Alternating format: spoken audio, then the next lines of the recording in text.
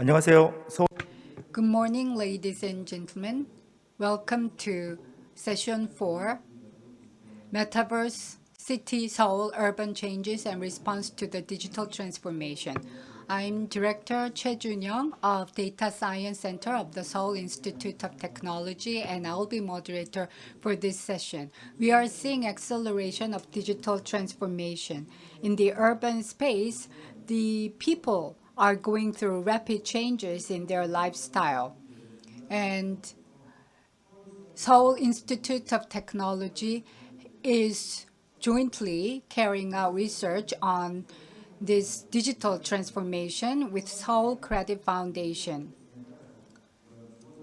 And the physical space for residential area are now moving towards Metaverse, and we call that Metaverse City Seoul. And we have invited 8 experts in the field to talk about the Metaverse trend and the future of digital space and how that will impact our urban policies. Seoul's Institute of Technology and Korea Academy of Complexity Studies have jointly planned this session. And Chairman Lee Jae-woo of Korea Academy of Complex Studies will welcome you to this forum. And then economist, policy analyst Camille Viros of OECD and researcher Woo Jong-yeon of MIT City Form Lab and Professor Na Jong-yeon and Director Kim Taehyun will be making presentation. For the discussion, we are going to hear from Director An Young-soo and Dr. Chang Dong-sun and Chief Architect Ha Tae-seok and Head Bang Eun-ju of Information Technology of ZDNet Korea. So we'll first invite Chairman Lee Jae-woo of Korea Academy of Complexity Studies. Good morning. I'm the president of the Korean Academy of Complexity Studies, Professor Jae-woo Lee of Inha University.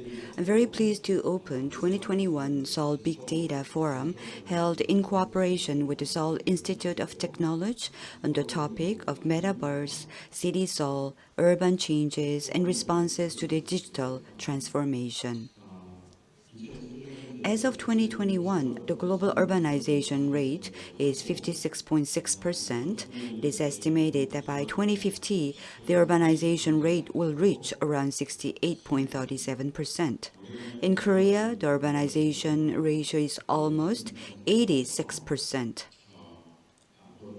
Many people will live in cities in the future. The more developed cities are, the places where more people live. So many aspects of the cities are changing significantly. Transitioning into smart cities is emerging as a big topic. The COVID-19 pandemic, which is prevalent today, has greatly changed the face of our lives in the city.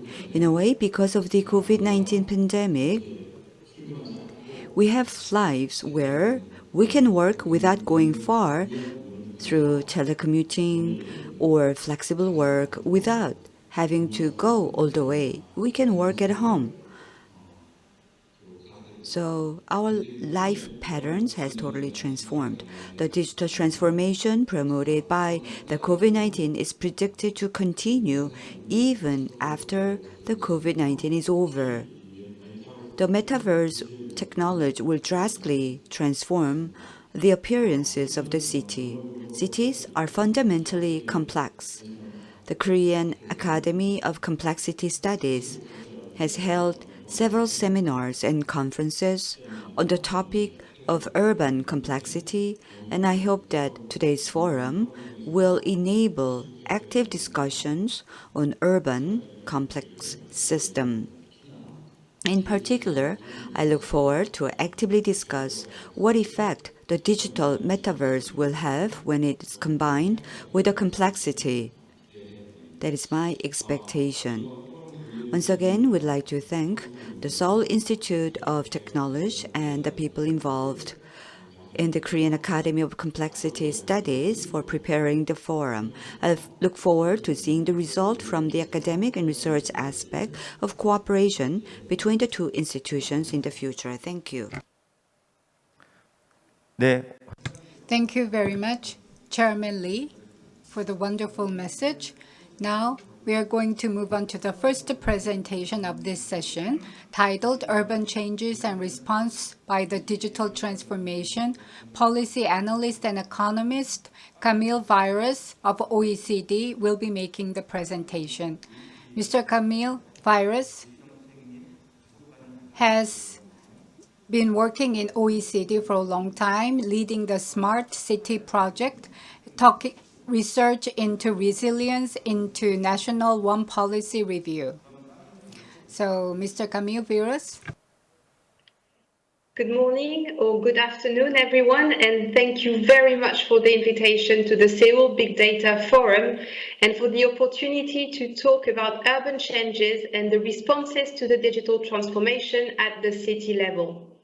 And today I'd like to focus on the following question: what are the opportunities but also the challenges brought by smart cities in the context of the recovery from the COVID-19 crisis? And I will organize my presentation around three key parts. The first one is on why it is crucial to put people at the center of smart cities. Then the second part on the opportunities that smart city tools bring to shape a smart, green and inclusive recovery. And finally, for the final part, what are the pitfalls to avoid and how to avoid them? So let's start with the very important question, why it is crucial to put people at the center of smart cities.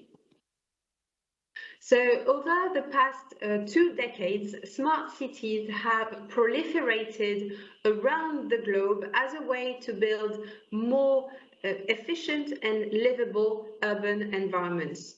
So initially, the concept of smart cities was largely supply-driven, with the private sector taking the lead in defining both the problem and the solution. So smart cities have therefore often been understood to be primarily about data and technologies. But while digital innovation remains, of course, central to the smart city concept, the key question is really whether smart cities contribute to improve the well-being of all urban residents. On the chart on the right, you can see how the OECD Regional Wellbeing Database measures well-being at the regional level, here with the example of well-being in the Seoul region. This database measures well-being in more than 400 regions across the OECD, and the well-being of each region is measured through 11 dimensions. These dimensions are income, jobs, housing, health, access to services, environment, education, safety, civic engagement, community, and finally, life satisfaction. So the goal of smart cities should therefore be to improve well-being of all urban residents across these 11 dimensions of well-being. This is why the OECD program on smart cities puts people right at the center of the smart city concept and focuses on the inclusive growth element to ensure that smart cities do benefit everyone and do not leave anyone behind. So the OECD defines smart cities as cities that leverage digitalization and engage stakeholders to improve people's well-being and build more inclusive, sustainable, and resilient societies. This definition underlines two very important things. The first thing is that digitalization and digital innovation are not an end in themselves, but rather aim to improve people's lives to achieve greater inclusion, sustainability, and resilience. And the second thing that this definition highlights is that people are not only the users of smart cities, but are also the co-creators of smart cities. So putting people at the center of the smart city concept also means co-constructing policies with the residents throughout the policy cycle. So now that we've seen why it's important to put people at the center of the smart city concept, now let's see what are the opportunities that have been created by smart city tools to shape not only recovery, but also a green and inclusive recovery. So since the beginning of the crisis in 2020, the OECD has collected and analyzed the responses to the crisis from more than 100 cities across the globe. And from this analysis, we have identified some key lessons for cities and urban policy. And one key lesson is that the COVID-19 crisis has revealed the need to shift to a new urban paradigm in cities of all sizes. And beyond the public health emergency, many cities are now shaping their long-term recovery strategies around three key pillars, building a smarter, a greener, and a more inclusive urban development. So as we've just seen, the smart component is central to most cities' recovery, and smart city tools are now taking center stage in the strategies put in place by many cities in the world. Smart city tools have played a key role in helping cities respond to the emergency of the pandemic and even get ahead of the curve of the virus in the short term. And this happens through various channels. Smart city tools help cities quickly monitor the spread of the virus, support contact tracing, and ensure the respect of confinement and social distancing.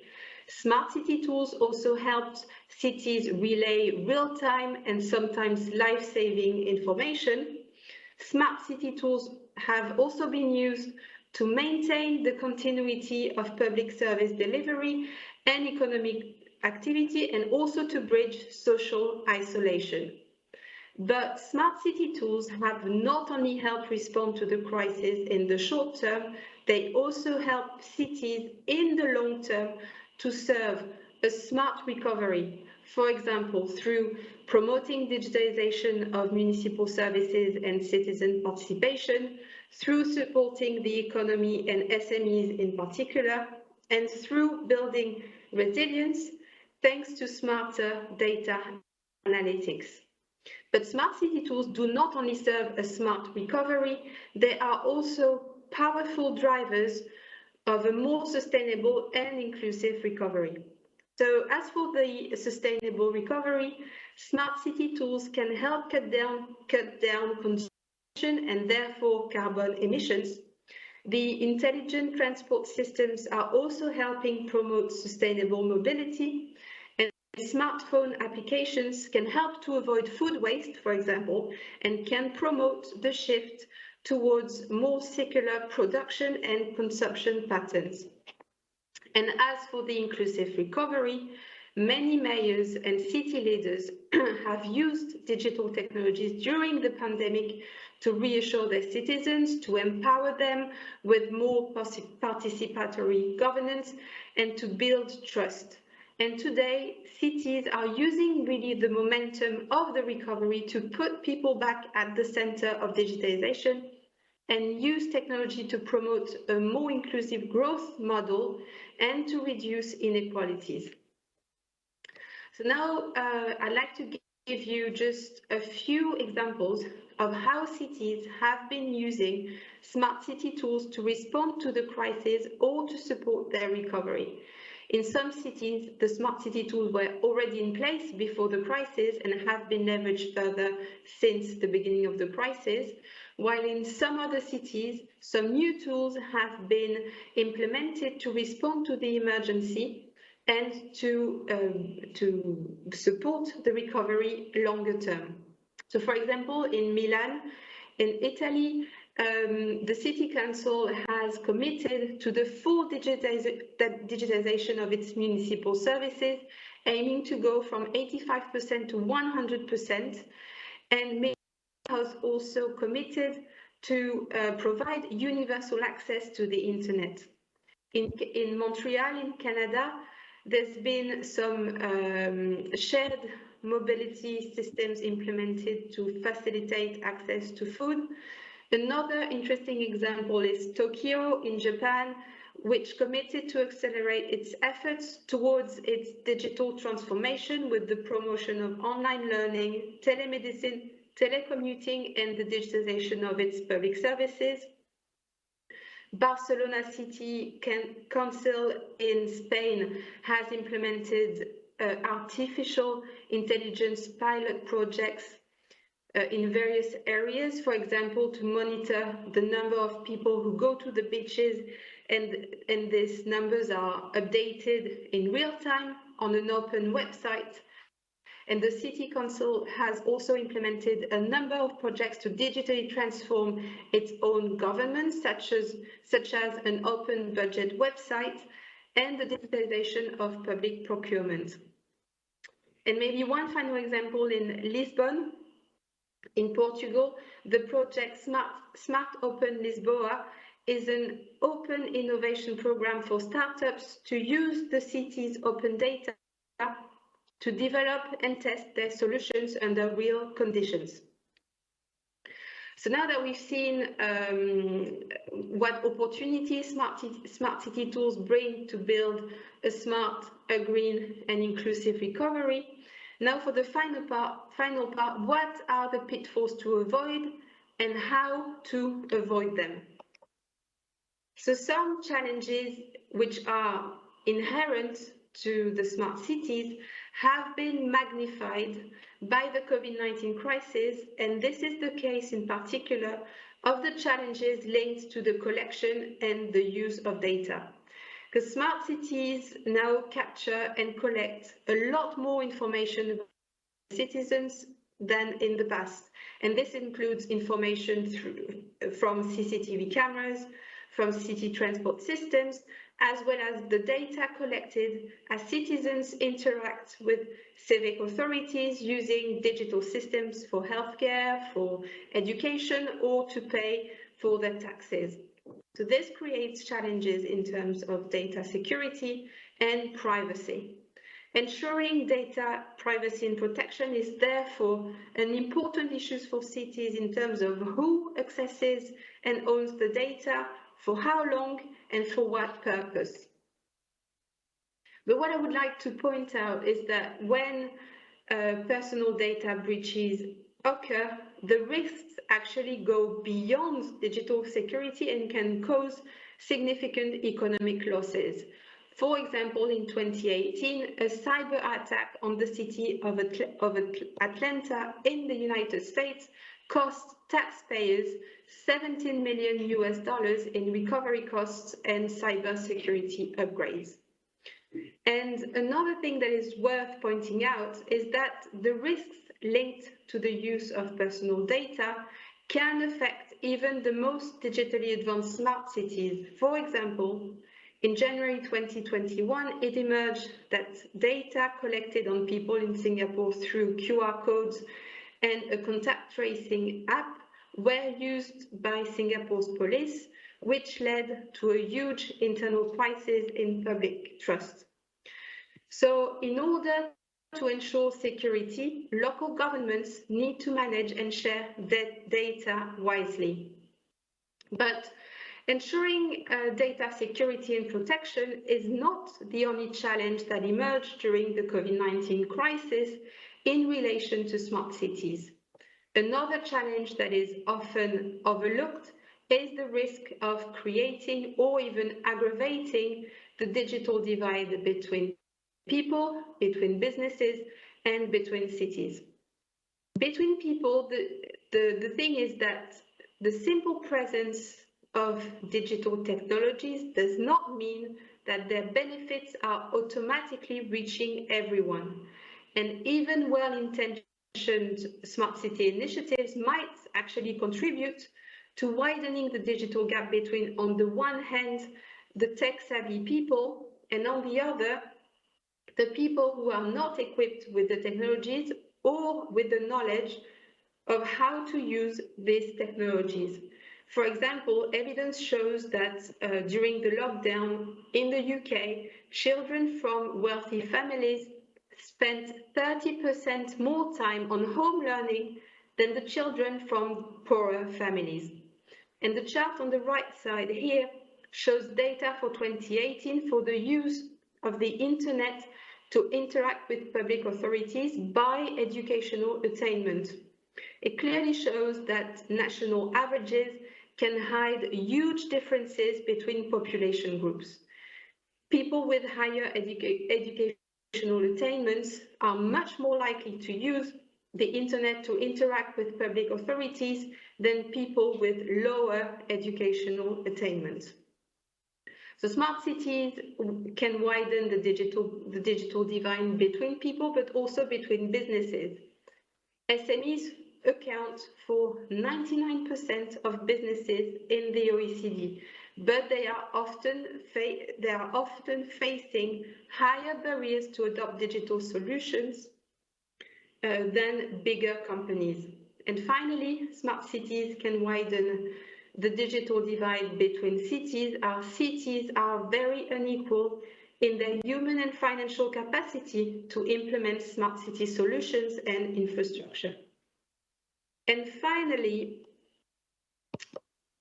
one other challenge I would like to highlight today, it is the critical need to measure smart city performance. As we've seen before, there is no guarantee that smart city solutions reach everyone around the cities. So it is very important to measure the performance of smart cities to ensure that smart cities are actually reaching everyone. And this is especially true at a time where the COVID-19 crisis has hit municipal budgets and cities are now looking to implement cost-effective solutions to deliver public services. The measuring smart city performance has several advantages. It helps ground policy intervention in solid evidence. That means that it can guide decision makers both at local but also national levels. It can help cities in setting realistic targets, tracking progress, and adjusting policy interventions for greater efficiency and effectiveness. And smart city measurement also enhances accountability and helps citizens monitor how governments deliver on their commitments. And this is why at the OECD we are calling for a more effective measurement of how smart cities impact people's well-being in cities. And for this purpose, we have built a measurement framework around 3 pillars, and this is, you can see the framework on the slide here on the right side. The first pillar is called Smart City Dimensions, and it's the wheel at the center of the framework. This pillar aims to measure the degree of digitization and digital innovation implemented at the city level. And because there is a wide range of indicators of digitization, we have defined 8 dimensions that we believe reflect the main areas of urban life that are transformed by digital technologies. These 8 dimensions include mobility, for example, jobs and firms, housing, education, e-government, and energy, waste, and water. And the second pillar of our measurement framework, we've seen also earlier with the definition of the smart cities by the OECD, that the stakeholder engagement is central to smart cities. We therefore need to measure the level of stakeholder engagement as an input into the process of shaping smart cities. Stakeholder engagement can take place in various ways, ranging from basic communication to full co-production and co-delivery, and that is also something that we need to be able to measure. And finally, the third pillar of our measurement framework measures the performance of smart city initiatives through their impacts on the 4 key areas of well-being, inclusion, sustainability, and resilience.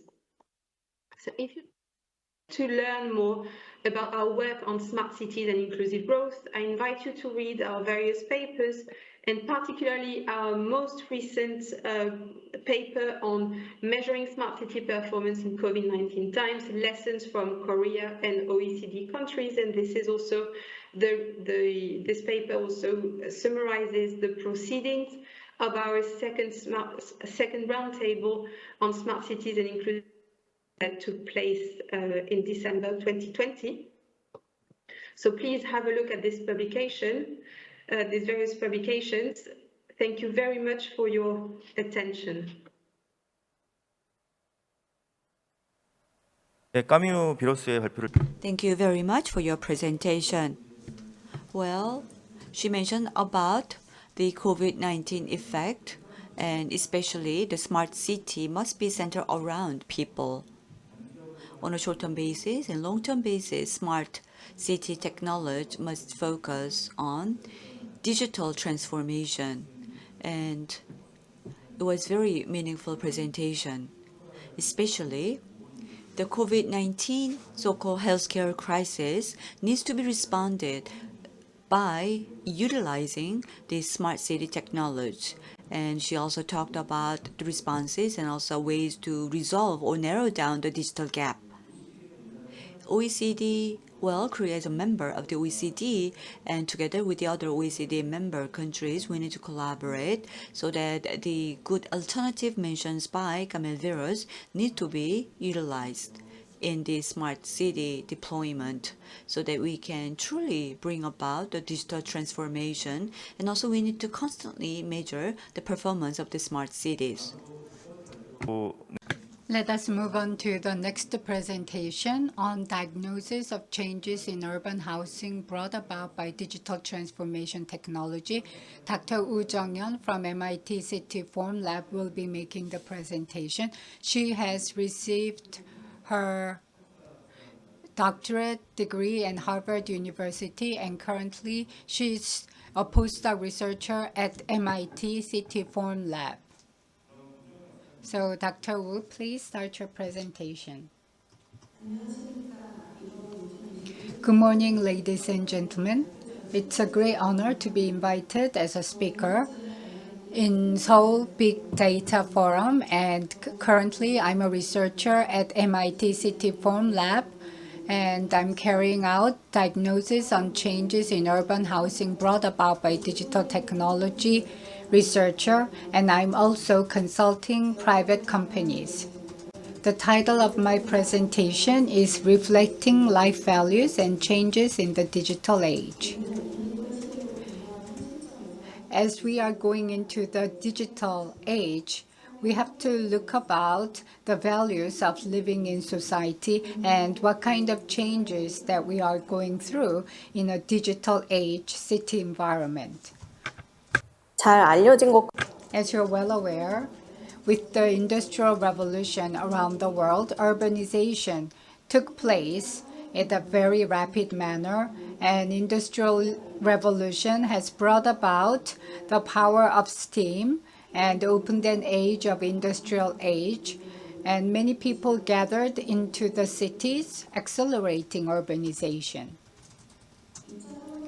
In the second Industrial Revolution, the petroleum, oil, and electricity has been the foundation of urban infrastructure. Third Industrial Revolution has benefited from digital revolution, automation, free sharing of information. Now we are moving into the fourth Industrial Revolution, convergence of variety of technologies, AI-based cognitive revolution. Especially with the advancement of intelligent sensor technology, we are seeing this technology penetrate into every aspect of our lives. Industrial Revolution has expanded urban area and has led the changes of functions and roles of cities.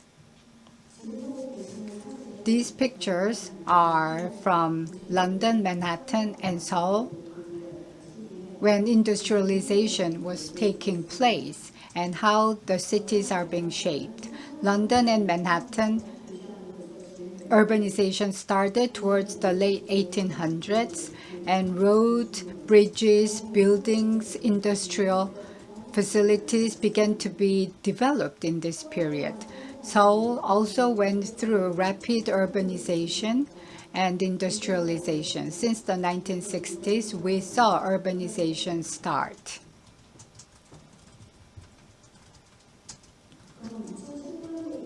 Since 2010, this is how the cities look like now. Ironically, industrial system has rapidly changed, but physical infrastructure and environment of cities have not changed that much. And they are kind of stuck in the structural trap. At this age, as we are moving into the digital era, what are the potential of cities and what changes will they go through?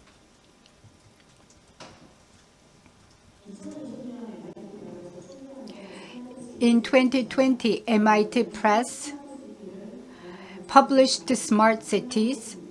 The author is Germaine Halogua, and author talks about smart cities in a way that smart cities is a convergence of new technologies, collection of big data.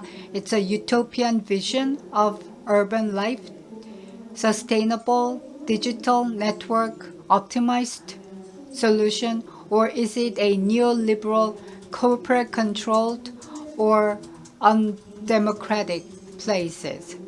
He asks those questions, and he offers his definition of smart cities. And with a focus on quality improvement of urban life, he talks about sensors, IoT, various technologies, and he said that being smart is about recognizing the relationship with the local community, creating a better environment in the urban area. Fourth Industrial Revolution leads to convergence of IT technologies, and this has an impact on the life of urban people. Regarding smart people, physical world, virtual world has created various discourse. Cities, building, healthcare, marketing, all these industries have converged with the new IT technologies. The systems and ideas are already playing an important role in cities these days. And there are two spaces for using smart technologies. First, there is the physical world. Second, there is the digital world. First of all, between physical world and virtual world, there is free mobility and connection, and digital twin space, DTS, must be understood. DTS is a connection between physical world and virtual world for interaction. It's a platform, and there is a lot of research going on for developing this platform. DTS, through 3D modeling, uses fixed environments, fixed assets, and replicate them in the digital space. And IoT connects the physical world with the virtual world. It is expanding to wearable devices, smart devices, and into smart cities. And the actual objects will be connected to the system.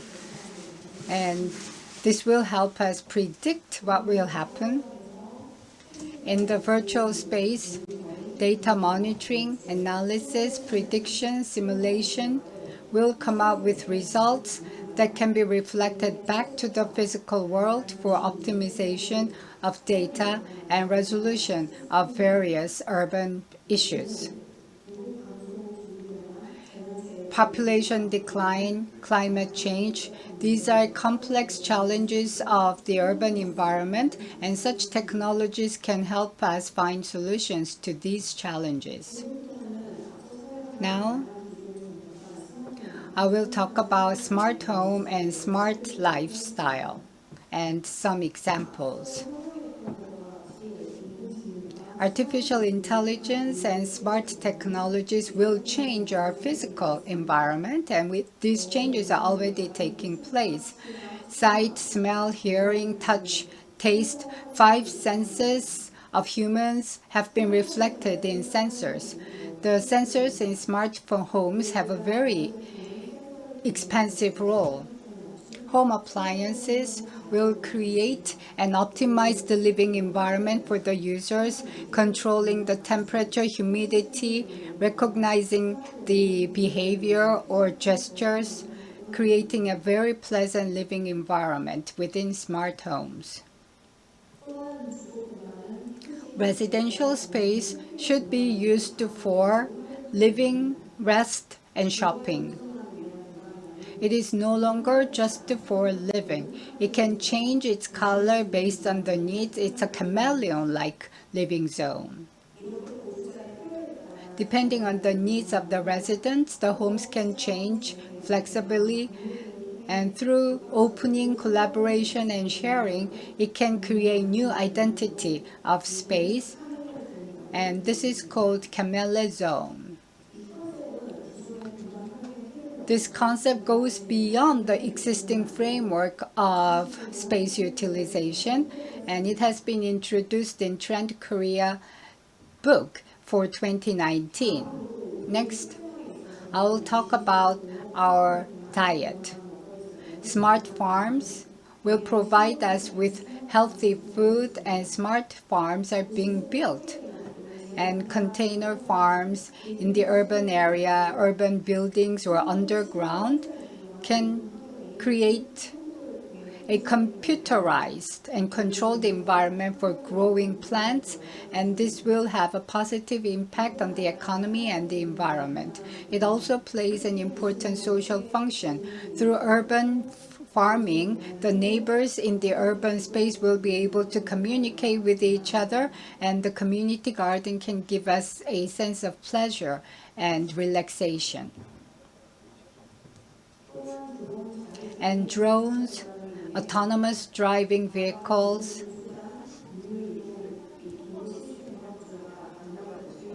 will change our urban road system. Various physical conditions make it difficult to commercialize at this point, but the picture on the right will use this as a test bed, and various research for smart roads are being carried out. Recently, using the marine drone technology, we have commercialized marine delivery services so that goods can be delivered to ships docked in the ocean. And this has reduced the time and cost of delivery to 1/8 the existing cost. Amazon Prime Air, thanks to the drone technology, can autonomously fly goods to be delivered. Amazon targets carbon zero delivery, and by 2030, they will realize carbon-free delivery for 50% of its delivered goods, and it will also have a positive impact on environmental protection, and they will all contribute to quality improvement of our lives. On top of that, our quality of life in digital space would be very important. Various social activities in Metaverse and education activities will be enabled, and people will be able to go beyond the limit of time and space to interact with other people from all over the world. There will be free meetings online. various entertainment platforms will allow people to gather together to go beyond cultural boundaries for entertainment. And such trends are being accelerated due to the pandemic. And various digital spaces are being provided for people to gather together in online space. And this also improves the convenience level of our users. In the virtual space, as our space of life expands, we are now seeing the emergence of second identity society. The real identity and the virtual identity are different, but we can enjoy this difference, and then we can create an ideal life in a virtual world and find new source of satisfaction for life. And the creative activities taking place in the virtual world are now beginning to have an impact in the real world as well. Metaverse, NFT art, and Earth to Bitcoin, virtual real estate, these goods and items from the real world are now seeing their value recognized in the real world. These are pictures that we saw before from Europe from 1800s and Seoul in the 1960s. As you can see from these pictures, once you build a physical environment, it is very difficult to radically change such physical environment in a short period of time. However, in the digital age, such boundaries can be overcome to create unlimited potential. And various creative activities can be created. 것입니다. 마지막으로 이런 And last but not least, the interaction between the virtual and physical world is bringing about rapid changes, and we are seeing some essential changes in the value of cities. Essentially, the value of city comes from the networking that it has inside that brings up the cultural value. And 사람들의 능력 및 자원을 효율적으로 now we are using these resources in an effective manner. That's the key role of cities. The urban functions in the digital age originate back to the core values of major cities of Europe. At the center of lifestyle change, there is the valuable core values of our life.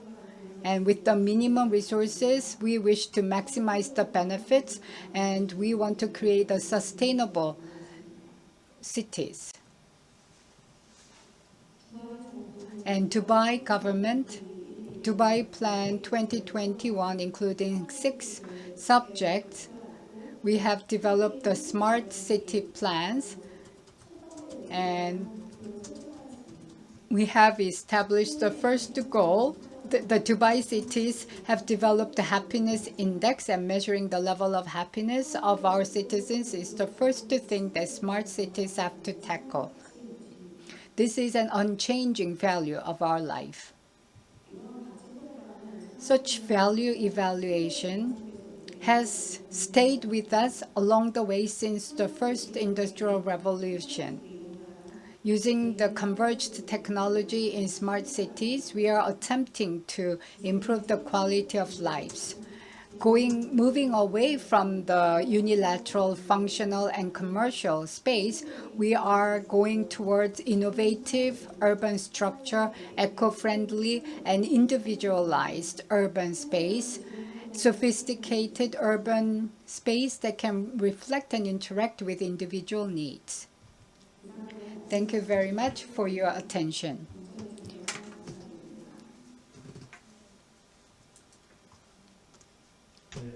Thank you very much, Dr. Woo Jong-Hyun. Dr. Woo has talked about digital era And I think Dr. Wu will make a great contribution in this era. I've received a lot of insight from her presentation, and we realized that technology has changed our life rapidly, but we haven't thought long and hard about the physical environmental changes in the cities. Digital transformation, if we think this is digitalization, the big tech companies are dominating cities, and Credit Assurance Foundation will also talk about how to protect the small and medium-sized businesses. Professor Saskia Sessen has talked about Quito Paper's open city concept, the role of major big companies also has its side effects.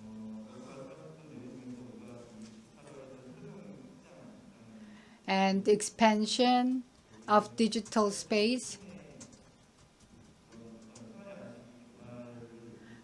In order to recognize the lifestyle change, pattern change of our citizens, we need to understand that and come up with plans. Last but not least, unchanging urban values. Even in the digital era, we need to define the urban values to have a true understanding of digital technology. Now we are going to move on to the third presentation. And diagnosis of urban consumption and commercial area changes. Professor Na Jong-Hyun from Seoul National University will be making the presentation. He has received his doctorate degree from Ohio State University, and he is also the head of the academic commission of Korea Academy of Complexity Studies, and he is currently teaching at the Department of Consumer Science at Seoul National University.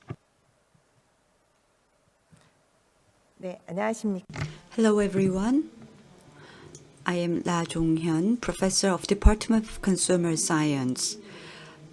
Society or the urban city is actually our future, and gathering our wisdoms and also exchanging our ideas at this 2021 Seoul Big Data Forum is very meaningful. I'm not an urban scholar, but rather I am very much focused on the consumer science, but in my specialty, we work a lot, research a lot about the urban cities, especially the urban infrastructure, how it gives impact to our daily lives, as well as how consumers react and changes their lifestyle. And depending on the consumer's lifestyle, definitely the urban city can be changed as well. And the contents of my presentation is not very much focused on the analysis of the merchants or the commercial area, but rather focused on the digital transformations of the consumers, how it can impact to the urban cities, especially the consumers' behaviors, implications to the city. The title of my presentation is Digital Transformation of Consumptions and its Implication for Cities of Tomorrow from Retail Perspective. My presentation will cover very basic stuff. First, retail or distribution. From that perspective, I'd like to see the region and the cities and the commercial area, what those three components implications are. And second, what do I mean by talking about digital transformation of consumption? And third, when consumers' behavior changes, what kind of impact it gives to the commercial or retail area. And third, what about the store's experiences? So those are my contents. So Retail 101, a very basic thing. Well, one of my specialty is actually retail, and there was a very famous quotation that I'd like to share with you. There are three important things in retailing, and the answer is location, location, and location. So in the retail sector, where the store is located and store location is very critical. You have to think about why it's so important. But in retail business, location is extremely important thing, and we regard this as a dependent variable. What are the destinations? Because they want consumers to visit their stores, and not only visit but also come to the store and purchase the product. And in that process, what should be or where should be the locations of the store, and the best location can guarantee the profit and sales increase of the store itself. That is why the location is the most critical element. Not only that, location is once you are stationed there, it gives you a forever or a lifelong benefit. So location is very important condition. In light of that, once again, location is very, very important for the store's performance. So there are numerous data that we can analyze. Especially, we have to think about the definition of retail locations. So we call this as a trading area. How much impact can the trading area gives, because we need to attract visitors to my store and stores right next to mine. How can we attract the consumers, and can we really meet the needs of the visitors or the consumers? Can we really create efficiency? So once again, the retail trading area analysis is important, especially within that trading area. Location is very important. For example, first floor is important, especially first floor can attract people who passes by the stores, and there are a lot of consumers flow. And so far, location is the most important factor. However, with the COVID-19, we have experienced, like country like Korea, social distancing was strictly applied. And in terms of the retail, especially the location, we need to think about the most fundamental thing. With the retail business moving toward the online area, once again, the location, it seems like it doesn't matter anymore, but rather other factors begin to matter more. And if you look at the recent data, it says the trends of the vacancy rates. Small shops like mom and pop stores, no matter how big your stores are, once again, in the offline area, location was very much important, but online, it really doesn't matter, especially the trading area like Itaewon or Sincheon area or Myeongdong area or university area. They show a high vacancy rate, which means that the location condition began to change, doesn't have that much big importance. We have to understand why the location doesn't matter anymore in the online area. And we might think that COVID-19 is the main reason, but that's not true. Because of the digital technology is so well developed, as researcher Wu talked about it, in our lives, digitalization in our daily lives also occurred our behavior change. Then what about post-COVID-19? Will this change be accelerated? We have to think about that as well. So country like Korea, well, if you look at the statistic released, then you can see the internet penetration is 99.7%. And 99.7% of Korean population has access to internet, and we don't classify consumer with that of the digital consumers, which means that online is deeply embedded in people's livelihood. Now, the transitioning into the digital has been accelerated due to COVID-19. This was also released by Korea Consumer Association. It shows the consumers' use of the digital channels. You can see here that due to the COVID-19, how many have actually bought their product through online, and you can see that 82.1% actually purchased their product through online or digital. And this data was released in 2019, and if you look at 2019, 40% only bought their product through digital channels. So within only 1 year, you can see that the number has increased drastically. And not only internet or mobile commerce has increased, but also SN commerce drastically increased, actually more than 5 times. SN commerce means that people purchase after looking at the advertisement posted in Instagram or Facebook. And more recently, there are a person-to-person or C2C market such as 당근 market or carrot market. People buy a lot of their product through the digital channels. Now, what kind of changes occurred due to COVID-19? We need to pay attention that the digitalization is not happening among youngsters, but also based on the COVID-19 pandemic, middle-aged or elderly people, even they use the digital channel, like people in their 50s compared with the 2019, more than 2.6 times more populations are using digital channel. And even people in their 60s, they are now purchasing product through digital channels. And this is causing our changes in our lives. Well, this is frequently quoted, but post-COVID-19, what will happen in the retail market?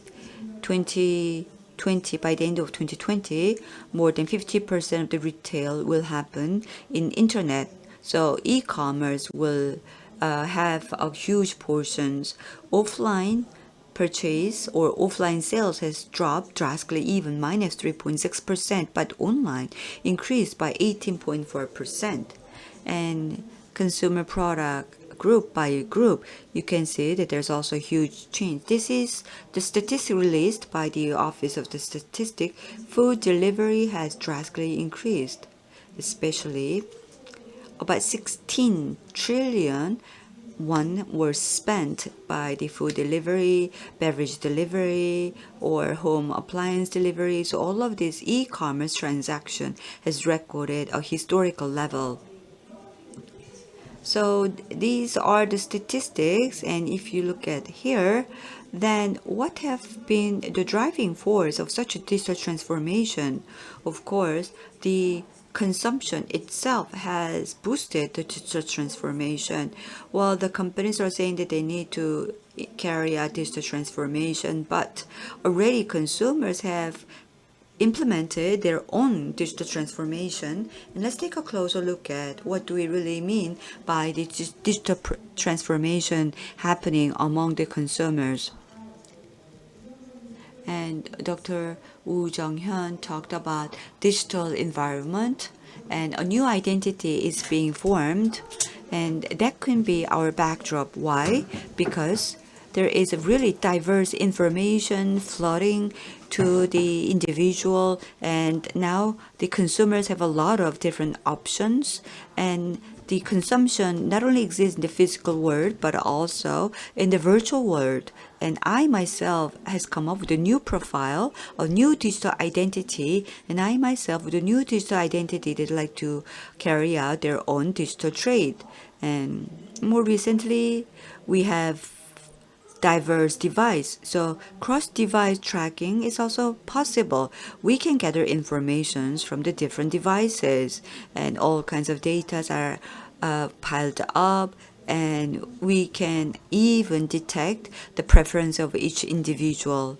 So this has been the driving engine of boosting the digital transformation. Next. In the process of consumption, there are a couple of steps that are happening. First, a very basic consumption habit. If you look at the model of that, when consumers make a decision, there are 5 stages.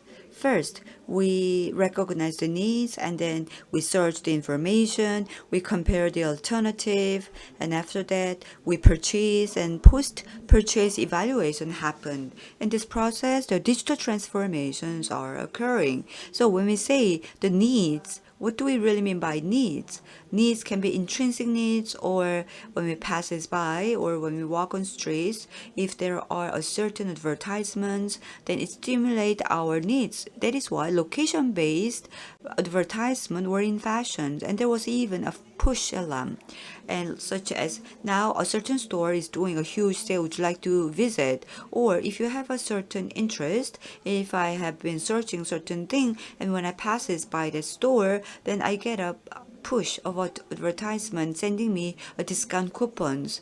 Or there could be some comparison of alternative. For example, people are buying such things, would you like to take a look at what kind of alternative there are.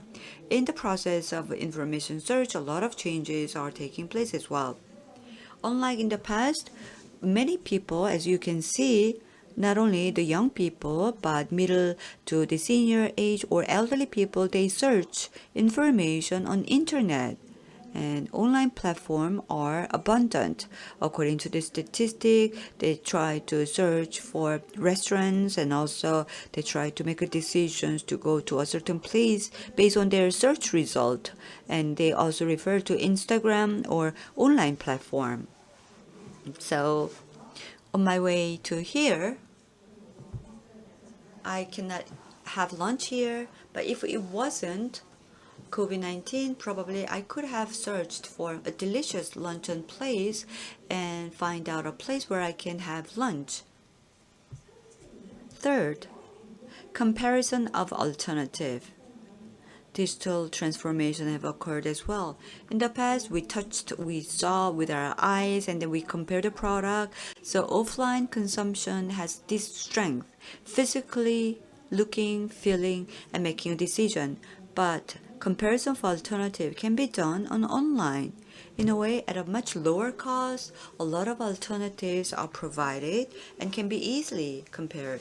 So these were developed. For example, if you look at clothes, not only do we look at the things that I'm interested, but based on AI, the similar products are shown so that the consumers can compare, and we can also find out the price, and we can compare the price as well. So same product, but I can search for different online platform to check out whether which online platform gives the best deal.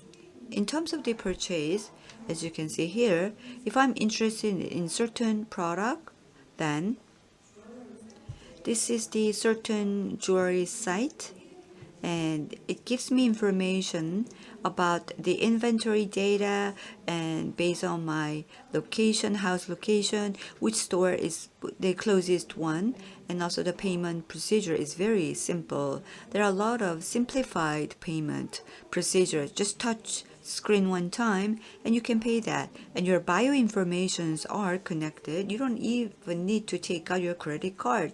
Everything needs to be just swipe of your screen, and this is quite important, ease of payment.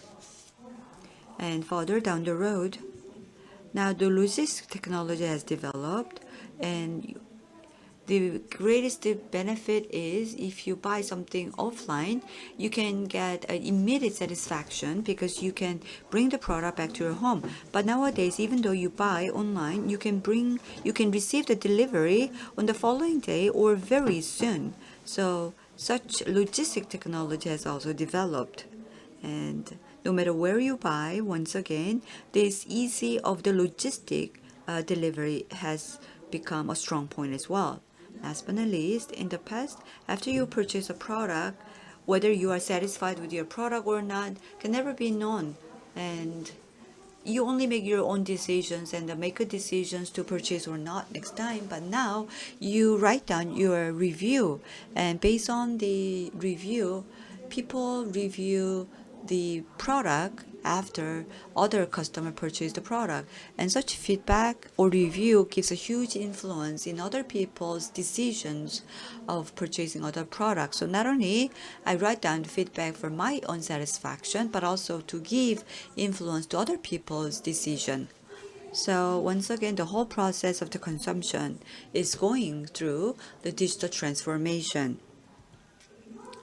So such transformation once again coincide with a huge factor of the digital transformation. I mentioned to you that in the retail, location is the most important thing. But not anymore. Jeff Bezos of Amazon CEO mentioned that the three most important things in retail are location and location and location. However, the three most important things for our consumer business means Amazon's business type. So the three elements are technology, technology, and technology. So this is the quotations of the Jeff Bezos comment. And to get the gratifications of your needs, you can purchase product on online platform. So let's think deep into what is actually happening. The consumer behaviors are changing in their retail habit. How do they do that? Which store, which distribution, or which retail do they choose? You have to think about it. The first change is that in the past, I pass by and I see a store and then I go inside, but not anymore. Consumers usually search first and then they go to that store. So this is called as a destination search. And they search and they make a decision, check the location, and then they enjoy their experience. So the hot store, or for example, is located in Haebangchon or in other areas. And from our past location criteria, they are not located in a good area, especially in a very difficult area to find, but people go there because they want to have this special experience, and consumers are willing and ready to spend their time and effort to search for these hot places and visit. And they now even make a recommendation online, and they even make sure to check out everything on online. So technology is extremely important in the online retail. So all of this is possible, and because of the technology, especially in case of Korea, SNS is extremely well developed, and through SNS, other consumers' experience is very important and source of technology and enable people to visit other areas. So SNS work as a navigation, and you can see that there are numerous applications which are really well developed and consumers use that. And technology development in a nutshell, after the COVID-19, once again, gives us concern. Will the offline shops disappear? Not true, because in the offline there are unique experience that consumers expect. Offline stores give its unique experiences, but offline stores are also providing and utilizing the technology so that the online experience can be more abundant. This is Adidas flagship located in London.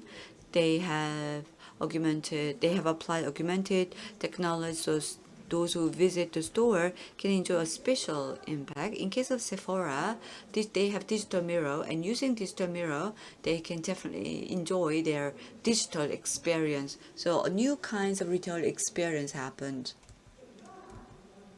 So such changes are supported by augmented reality or AI recommendation. These two are also being used, and they can enjoy the experience that they'd like to have.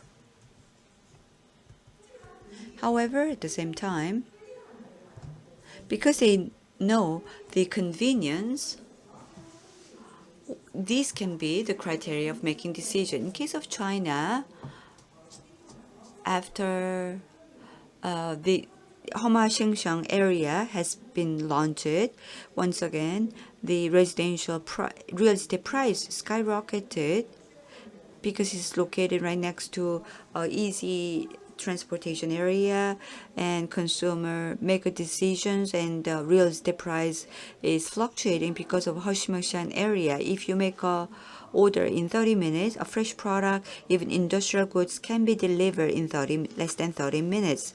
So Homa Sengsing make a huge contribution in boost of the online channel.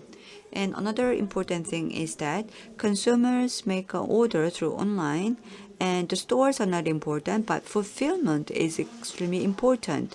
So how or is the local stores equipped with all the necessary thing. In case of United States, Amazon made it possible for the one-day delivery. The reason is because the Amazon built numerous different kinds of the storage where their delivery can be stored overnight and then can be delivered. And so-called dark store or Dash Ghost Kitchen came into being. So dark store or DoorDash Ghost Kitchen is playing the role of the logistics storage, and with more food delivery happening, rather than expanding sit-down dining, they are delivering food to the end users or end consumers. So after these changes, of course, consumers' locations and service delivery is extremely important, and delivery and platform needs to be further developed. And so-called supply chain management, digitalization is also once again accelerating the system change. On top of that, the drones or self-driving automobiles are actively being used so that the delivery is also changing.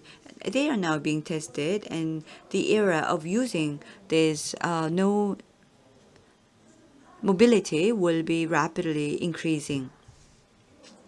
Lastly, when we talk about urban city, well, someone talk about the Seoul Twin City, but the metaverse is also important. It's not the city will no longer exist and only we have metaverse, but rather this is actually the Gucci and Robert's new virtual world Vogue business has been released this.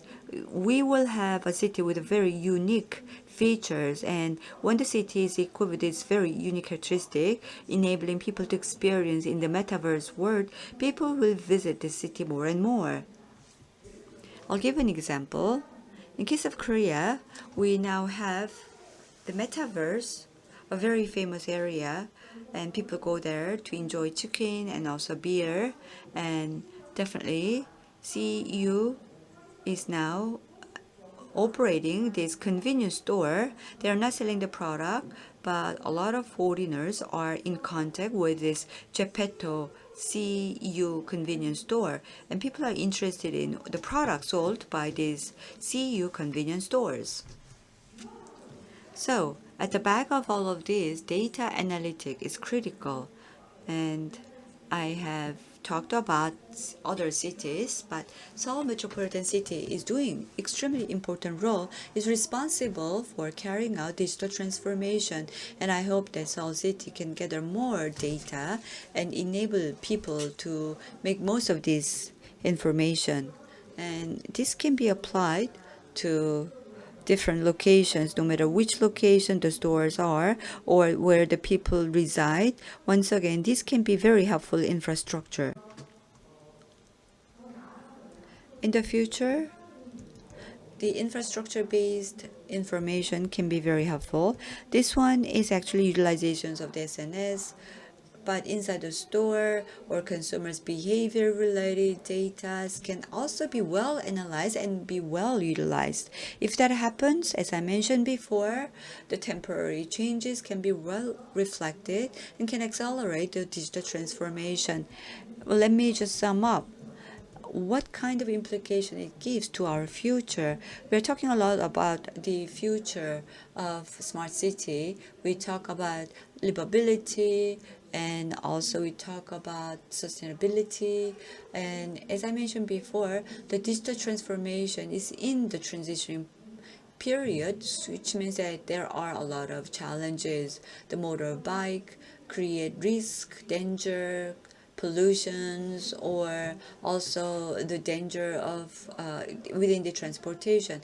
But how can we create a life where everyone are happy to live? We need to work on that.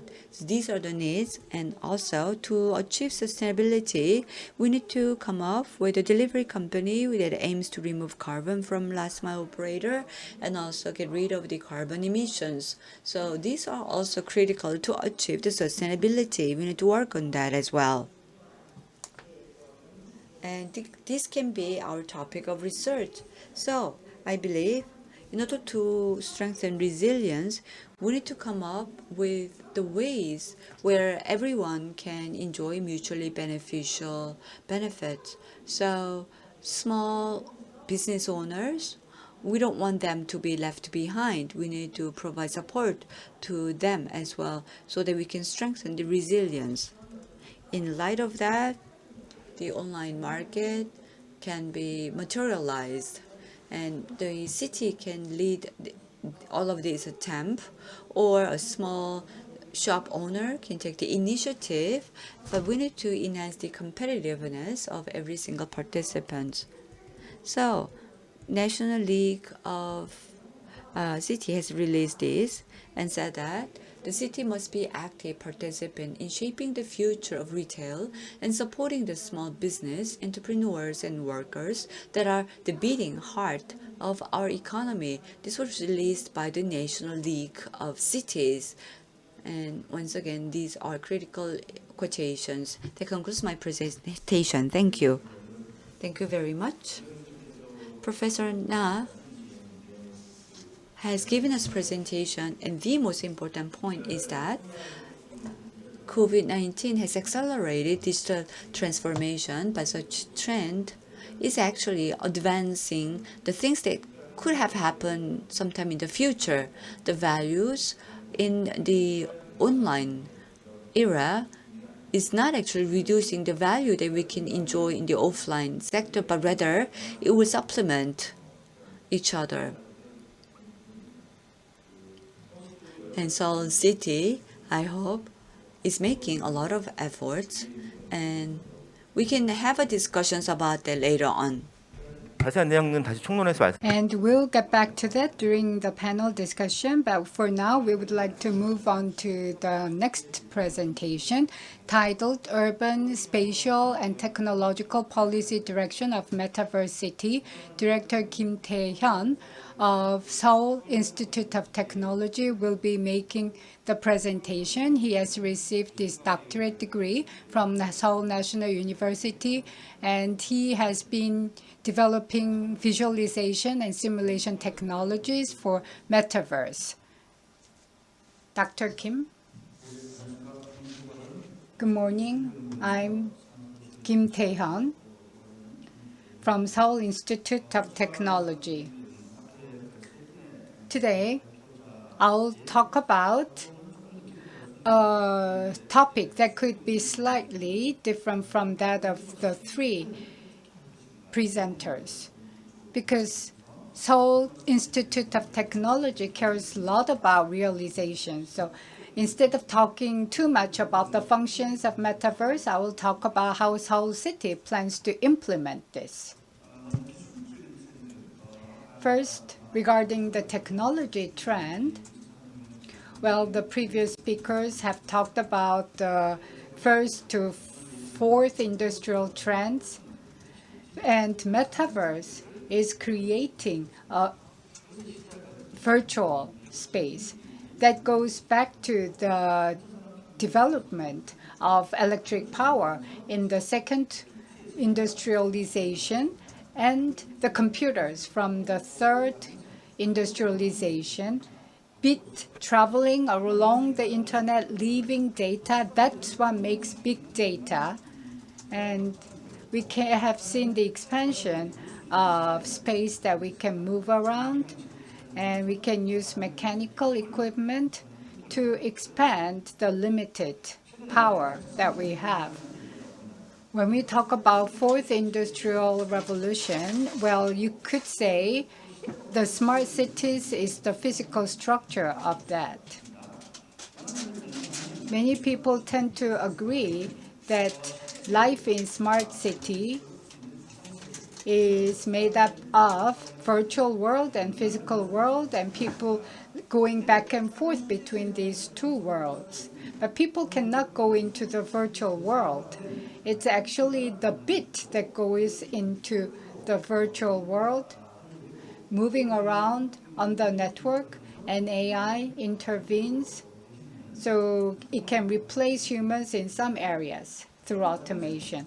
In this process, people, on top of the expanded capability. They're seeing rapid changes in the way they live and in the way they entertain themselves. We talk about Metaverse a lot these days, but in 2007, Metaverse roadmap was initially announced. In 2007, we had Web 2.0, and according to this report, Metaverse is the combination of video games with Web 2.0 creating Metaverse. And Metaverse is on the transition toward 3D web. At that time, it was seen as a phase of expansion of internet services. As you can see on the right-hand picture, there are 4 types of Metaverse, and mirror world is something that we have experienced through Google World, Google Earth, replicating the physical world. And now, virtual world represented by avatar is one of them. And recently, we are seeing a lot of this in our discussion. We've seen technology, cultural changes, and the desire to overcome the reality. And Facebook has even changed the name of its company. And whoever dominates the platform first, the competition between big brothers is leading this trend. From the technological point of view, extended reality plus universal technology of data and network and AI, we need such technologies to create Metaverse. And in this process, people will be free from the restriction of time and space. And there will be another human in the virtual world, and the present, past, and future, the temporal constraints will be able to be concurred. And it can also be a simulator for predicting the future. The urban scientists believe that the city and the abstraction of the city can be linked through electronized data. And is it important to predict the future, or is it more important to create the city that we want? In the past, this is a picture from 2006. The left-hand picture is Google Earth. The one on the right is Virtual Earth by Microsoft. In 2006, we had mirror world that looked like this. Google Earth did not have this professional texture, but MS had the texture. There is difference of level of reality, and they were all made different. Google Earth survived, and Virtual Earth of Microsoft disappeared. Microsoft version was based on more advanced technology, and around the same time in 2006, Seoul City had developed the urban planning system, and it's called Terrain DM, 1 meter resolution, and aerial picture, 10 centimeters, which is close to Google Earth, and they have modeled 1,200 buildings.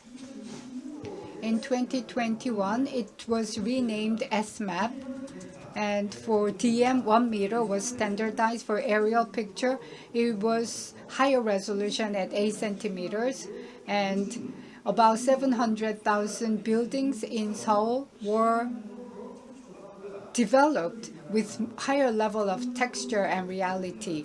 And all these buildings were modeled, and the structures around Cheonggyecheon area have been modeled for the virtual world. How was this used in the urban planning? The picture on the left, in 2006, Urban Planning Committee has used this kind of 3D information. And 2021, the picture on the right shows wider space. Each member has their own individual screen. This is a picture from the future. What we are reviewing is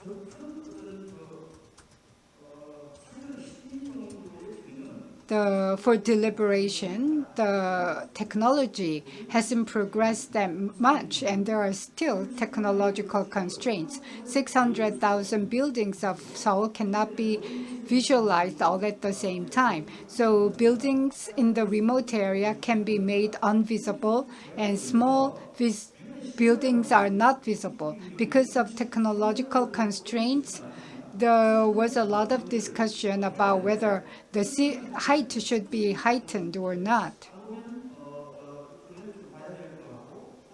But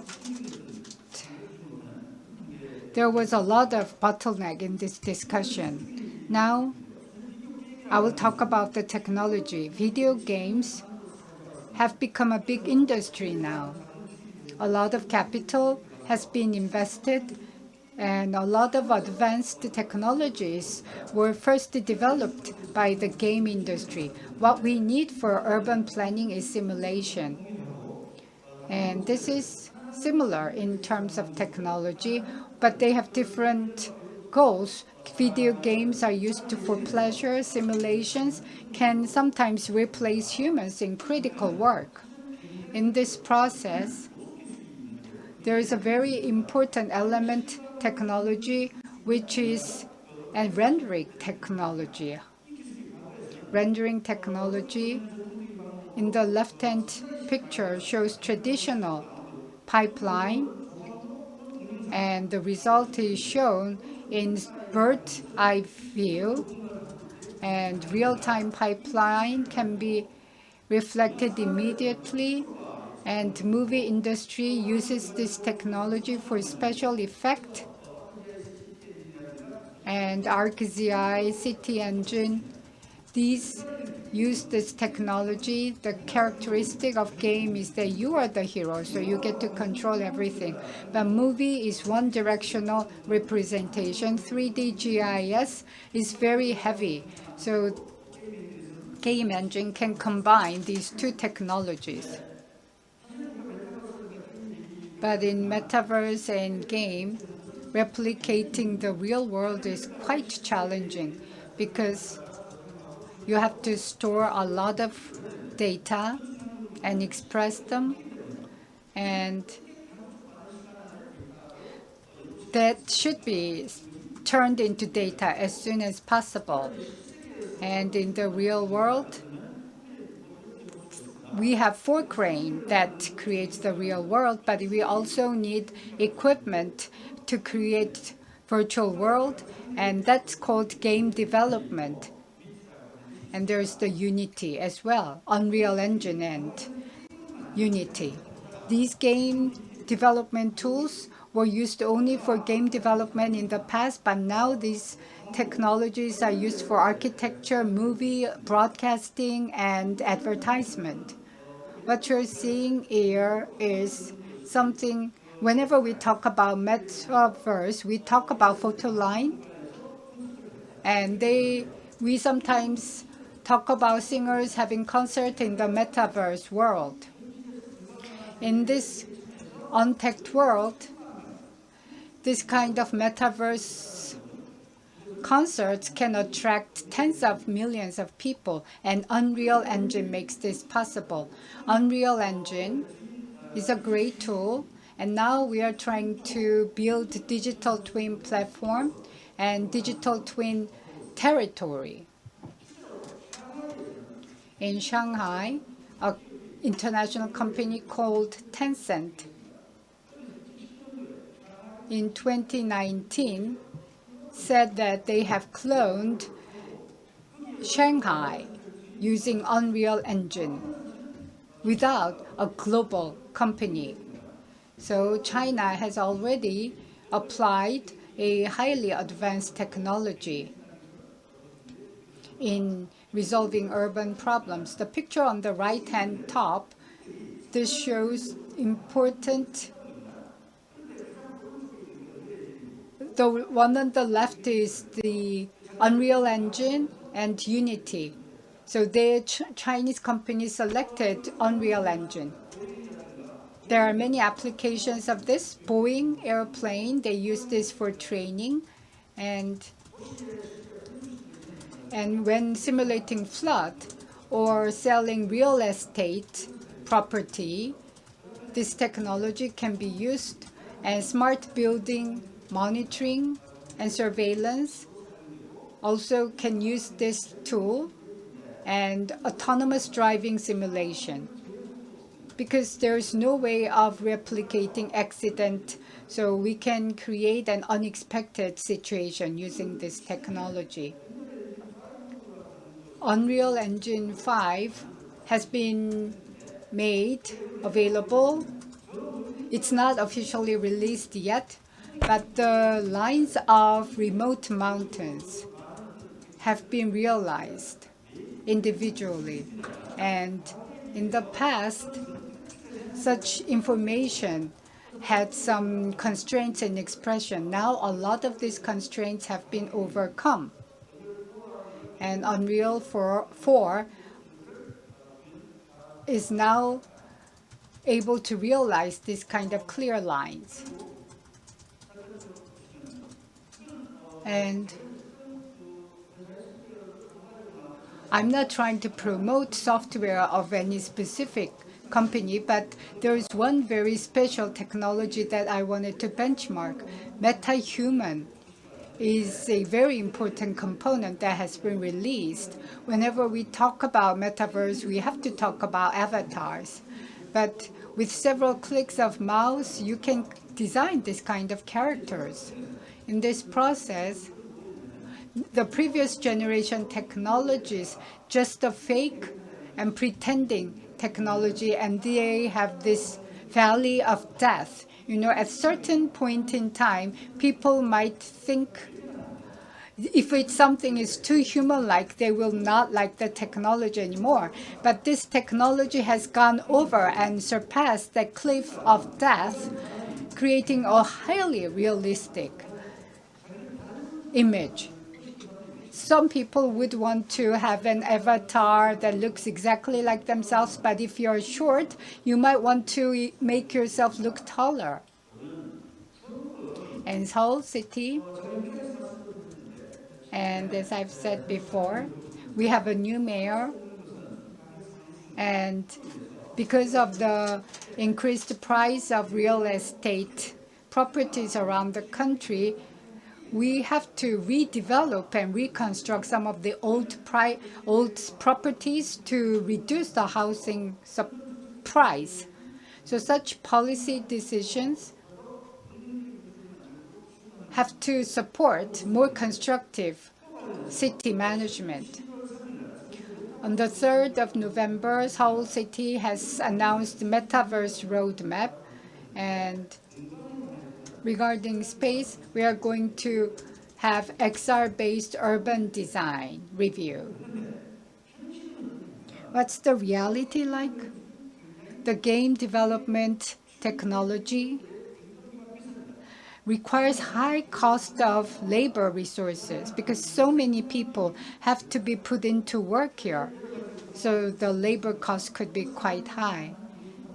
And can it really produce the metaverse people want? It has not been tested yet.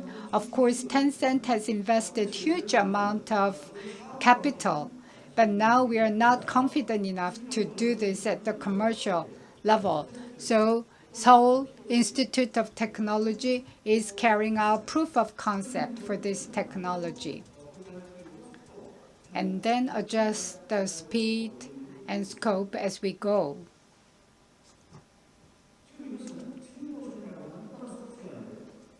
This is another software called Twin Motion. This is designing the future image and experiencing the impact of such design beforehand, so people can provide feedback about their experience, whether they like it or not.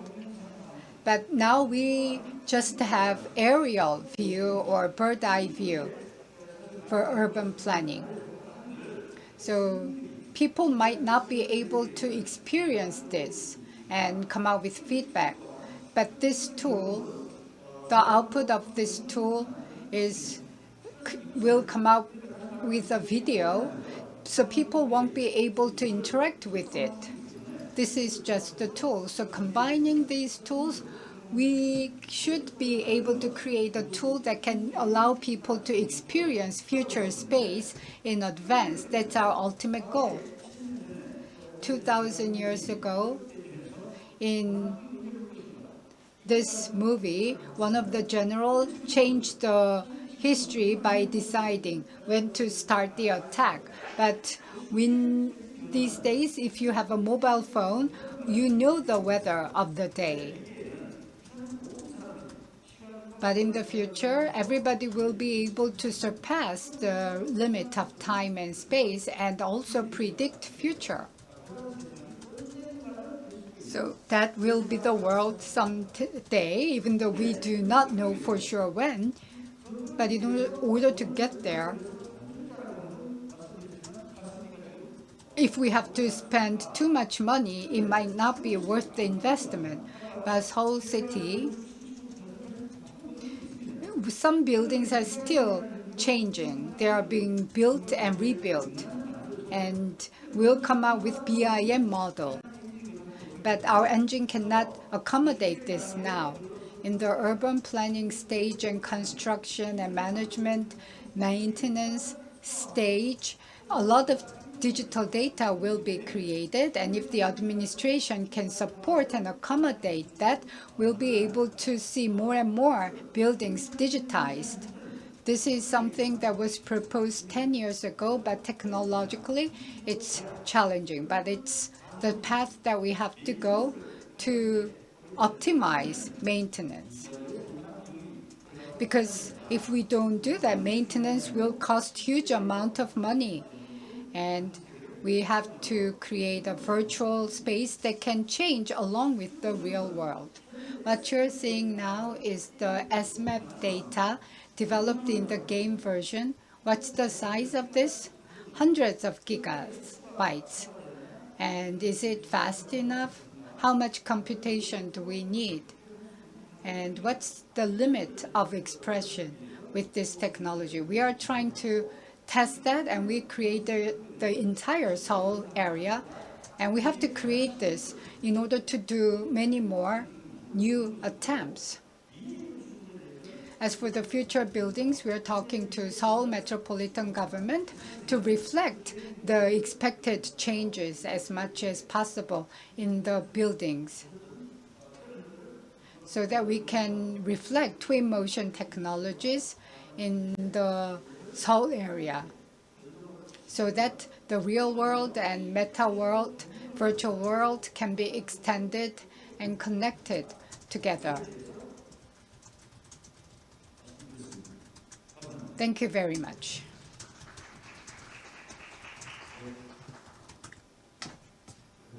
Thank you very much, Dr. Kim.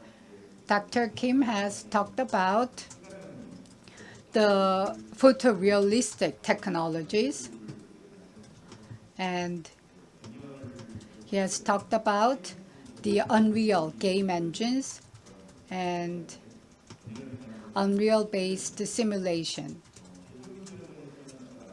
Seoul Institute of Technology is a technology R&D institute. So before Seoul Metropolitan Government introduces a policy, we validate the technology. Unreal and Unity, these technologies will continue to be tested for various visualization and realization. So we've heard from 4 speakers now.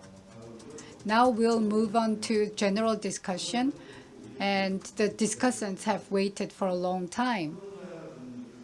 Let me introduce the discussants one more time. And we have discussants joining us online and offline. Let us introduce the online connectors first. We are joined by Dr. Jang Dong-sun first. He is a brain scientist. And from ZDNet Korea, we have Mr. Bang Eun-ju. And then from Seoul Credit Assurance team, we have Director An Young-soo. Last but not least, we are joined by architect Ha Tae-seok. 오늘 토론 진행 Before we proceed into the panel discussion, let me tell you how we are going to proceed it. The title of the session 4 is a Metaverse City Seoul, and there were a lot of questions raised that we have received previously. So the way we are going to do it is, first of all, discussant or the panelist, please give a comment about 4 speakers' presentation, and you can also pose questions to them. And the speakers also will give you some questions. We have online, so we will begin with the online panelists and then offline. So 10 to 11 minutes per panelist, and then speakers 3 to 4 minutes in reply. So we'll begin with the Dr. Chang, and then Bang, and then Ha and An. And then speaker's order will be, once again, your reply order. If there are any questions raised through virtually, then if time allows, we'll also address that. So let's begin with the Dr. Chang Dong-sung. And I'd like to ask you to make a comment. And the first question is, the large conglomerate like Seoul metropolitan city has its own problem.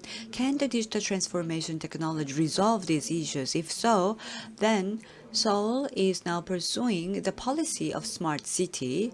Do you believe that we can connect it with the metaverse? Which one should we put the priority? Well, it's on one question, but it has a lot of questions, I guess. Second question. People call Metaverse platform a lot, and Roblox, there are numerous Metaverse, and can the citizen enjoy this and earn some profit? Are there any positive side or negative side? So please, first of all, give a comment to the 4 speakers and then answer to these questions. First of all, I'm very pleased to be here today and very interesting presentation by 4 speakers.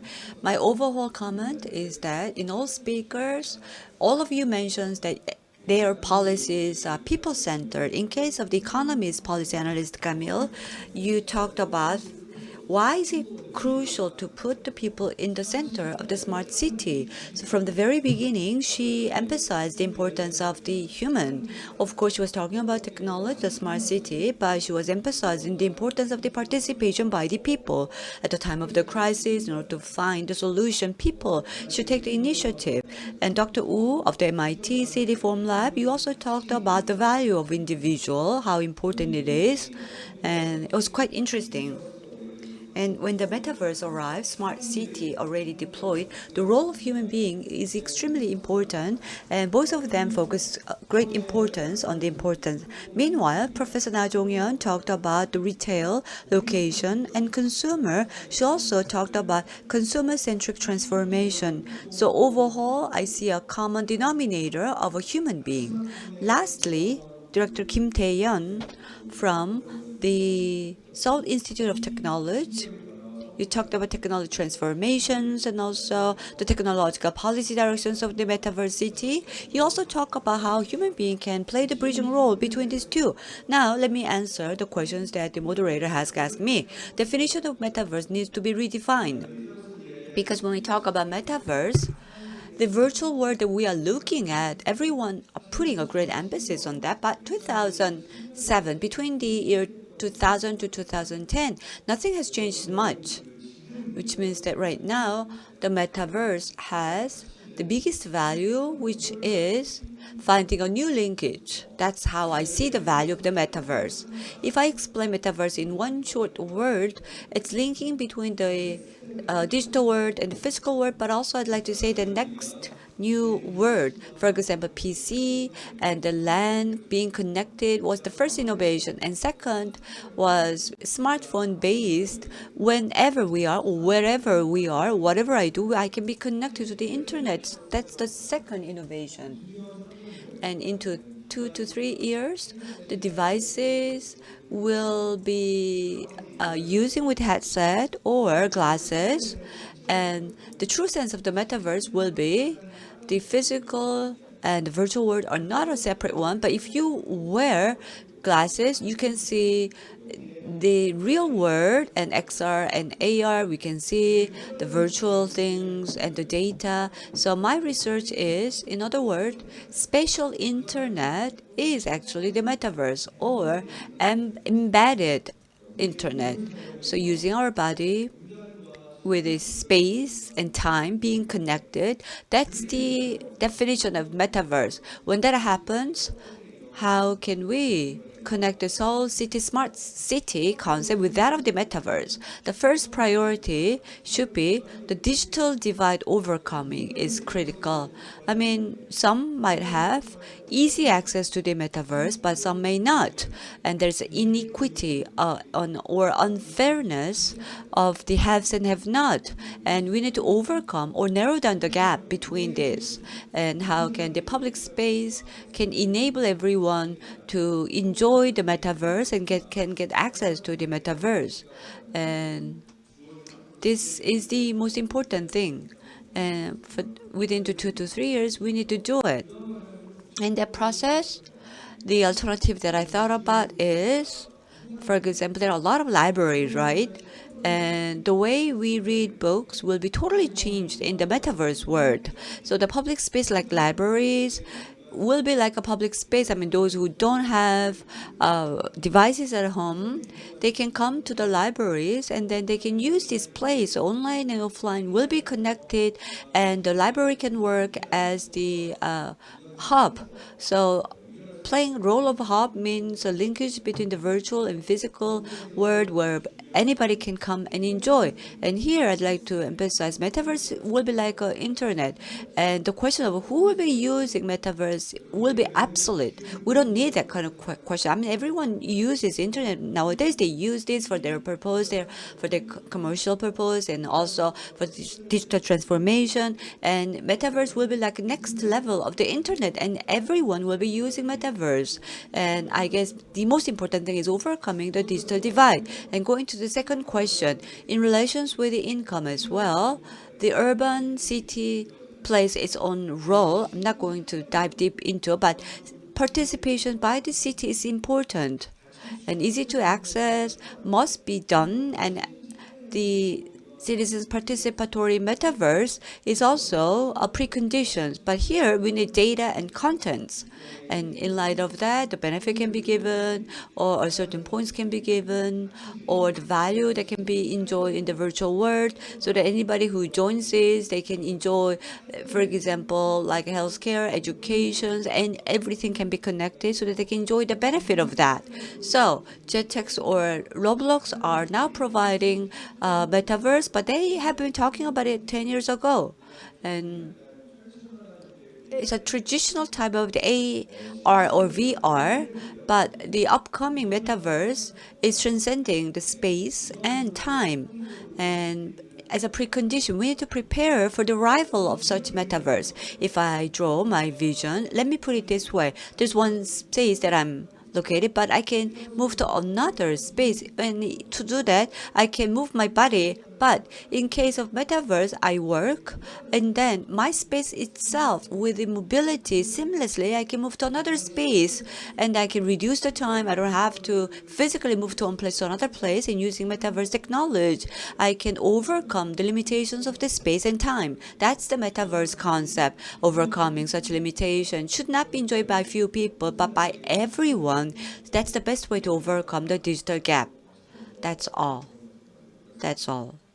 Thank you for a great presentation by 4 speakers, and thank you for inviting me as a panelist. Thank you. 네, Thank you very much, Dr. Jung, for the comments. And in your comments, I think you have given us all the closing comments. He has made interesting policy recommendations to the Seoul city. And overcoming digital disparity is something that is well recognized as an important task by the Seoul metropolitan government. And we need to come up with ideas to reduce this gap. And using the National Library as a hub, there are various ideas that has been proposed. Now, we are going to invite Mr. Bang Eun-ju. He is from ZDNet Korea. He is Information Technology Team Head. He has worked in various media as well and written comprehensively for the media and the IT industry. The first question is, if you're going to innovate public service for the metaverse, what kind of startup companies can play an important role in this? And second question is,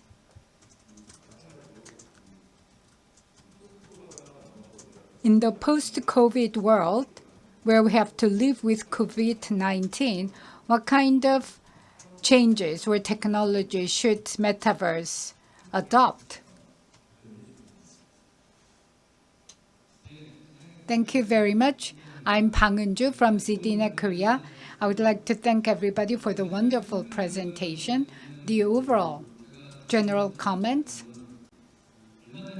is, some time ago, Seoul Metropolitan Government announced its Metaverse strategy, and Director General in charge said that we are going to create and explore a new continent called Metaverse Seoul.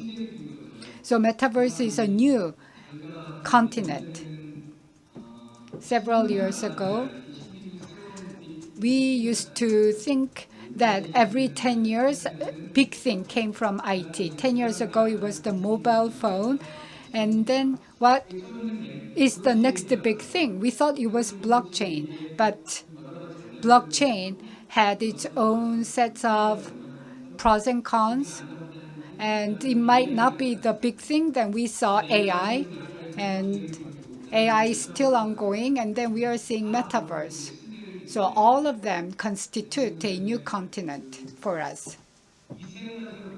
And when we had AI, there was a movie in the past called Bushman. And a Coke bottle came down from the sky, and the chief of an African tribe wondered what the Coke bottle was. And when AI first came up, people thought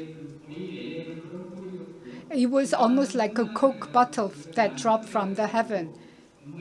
Now, we have more deeper understanding of AI, and some of the myths has been broken. But there is the difference between humanities and science. Whenever there is a technology, according to Gartner's technology cycle, initially there is always bubbles, and then bubbles pop after several years, and the company, the winner company, will emerge. But because Metaverse is still in the infant stage, we have a lot of bubble. AI has gone through that stage, so we have less bubble for AI, and we have deeper understanding of AI actually is.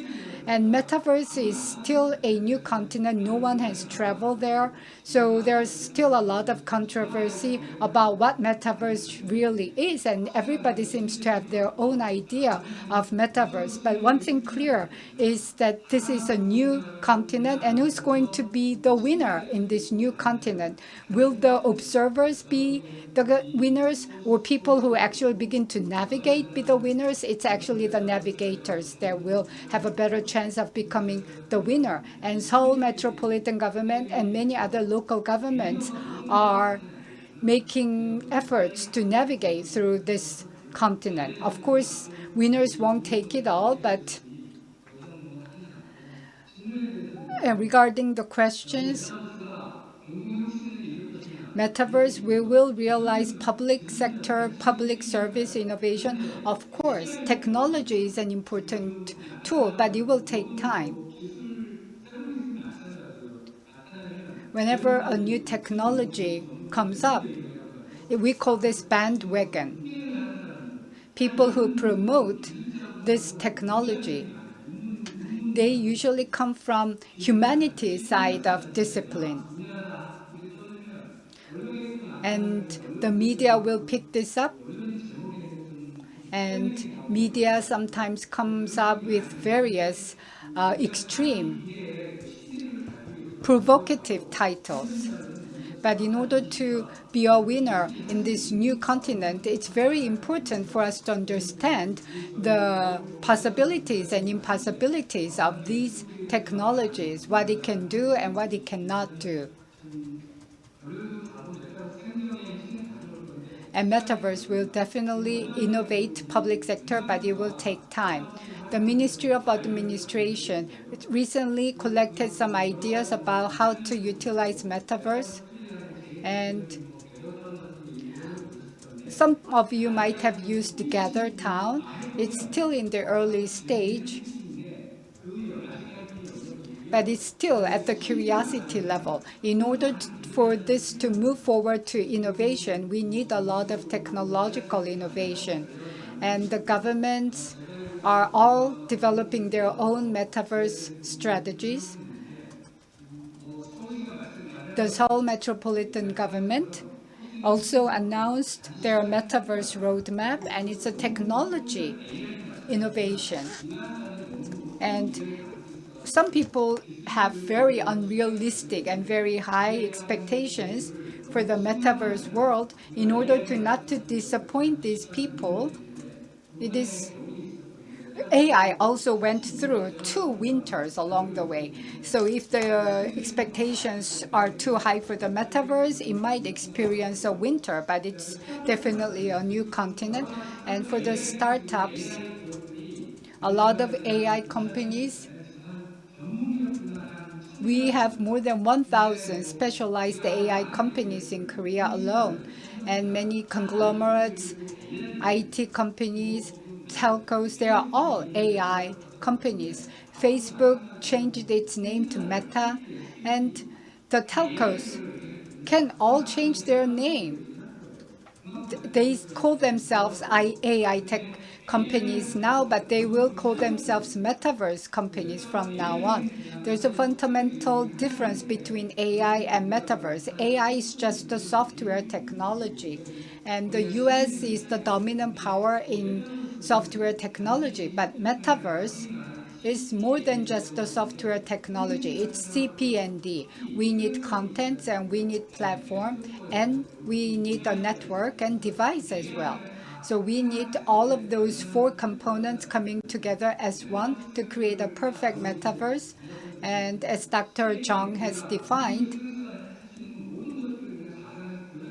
it is about replicating everything from the physical world in the metaverse world, and for that we need 4 elements. And in the metaverse world, everything that we can imagine will be made possible, commerce and everything. But how much of that can be supported by technology, it's a matter of time. SKT and big companies need to play a very important role in developing the platform. And the Seoul metropolitan government is developing its own platform. It's basically the companies developing this platform. Actually, it will be a small and medium-sized company that develops this platform. And we are seeing a lot of M&A in the industry as well. As for the second question related to content, was it about content? We talk about new continents.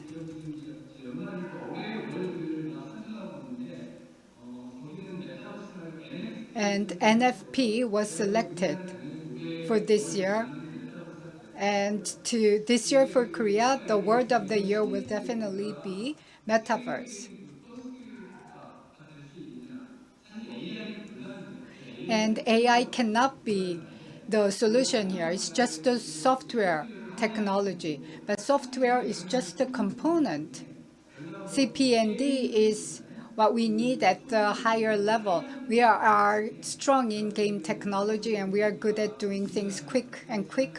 So for Metaverse, the private sector can take the lead, and we have a better chance of becoming #1 in Metaverse. And whether it's private or public or administration, we need to create a Metaverse-friendly culture. So public, private sector all needs to move hand in hand. The devices are evolving now.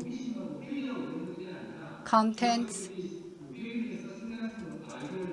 The corporations are coming up with great tools and ideas for content creation for Metaverse. So things are improving now. Those who are from the humanities side of the discipline will be going to support this, and we also need legislation change. At the national government level, there should be national commitment for Metaverse. Thank you very much. Thank you very much. Mr. Bang Eun-ju from ZDNet Korea has talked about the new continent, which is an important keyword. We should go beyond curiosity to enhancing industrial competitiveness. CP&D, content platform, network, and device would be needed for Metaverse. So in Metaverse, we have a higher chance of becoming very competitive. Now we are going to move on to the next discussant, architect Ha Tae-seok. 하태석 건축가님은 Chief Architect Ha Tae-seok, as we are well aware of, is very popular and well known about his creativity. And from the architect's point of view, how will the metaverse give influence to the overall city in terms of the consumptions, in terms of the living environment? Is first question. Second question, we had ownership of house and land, but in the metaverse, what influence it will give to the concept of ownership? It's quite difficult, but can you answer that? Hello everyone, I am Ha Tae-seok. I'm an architect. I'm very honored to be here today at the 2021 Seoul Big Data Forum, and I'd like to express my gratitude to the organizer. Well, the speaker's presentation, the discussions were very helpful and insightful, and I'm enjoying myself tremendously. Thank you. Regarding Metaverse, well, Metaverse is regarded as a new continent, and people should be the center. And we talk about CP&G as well. And Metaverse, unlike other technologies, there are some differences. Other discussants have already mentioned, but Metaverse is not just technology. C means content. So contents is the most important thing. Without contents, Metaverse cannot be created. Who create contents? Contents is created by citizens. We the human being, the citizen, create contents. And it's very difficult to be initiated by the public agencies or public authorities. Of course, the public authority can give the directions and can create an environment where we can create the content. And the citizens should be created together with the citizens. And technology and architectures in city, what are the linkage? I've been studying, researching, developing the linkage until now for the past 10 years. Try to apply that. As an architect, the relationship between the technology and city, of course, we need to be well versed with technology so that we can apply that. And the smart city concept, digital twin concept, all of these were applied, and these are the technological area, and there's one missing link. That's the citizens participation. Of course, there was a mentioning about how important people should be at the center of the smart city, and 95% of our discussion always focuses on technology, but its relations with the city is always missing. And citizens' participation should be over 95%. Of course, let me put it this way. Contents is the foremost important thing, and then people. And digital twin, it doesn't have contents. Everything is done by a top-down methodology. The public authority take the initiative, and the citizens' participation is not enough, the system itself. And that's also the critical issue of the digital twin. In case of the metaverse, should be progressed by the citizens' participation and should be implemented by bottom up. Metaverse should be regarded as a platform. When I say platform, means the city is a platform. City was not created by everybody, or it's not a ready-to-use product, but rather city is constantly being created by diverse participatory citizens or by various kinds of creative contents by the bottom-up methodology. So metaverse should be interpreted that way. The most important thing within the metaverse is content. And what kind of contents can be included within metaverse? All kinds of contents are included. But first, architecture. And in the real world as well, architecture should be the fundamental things. And then, on top of that, other things can be built up.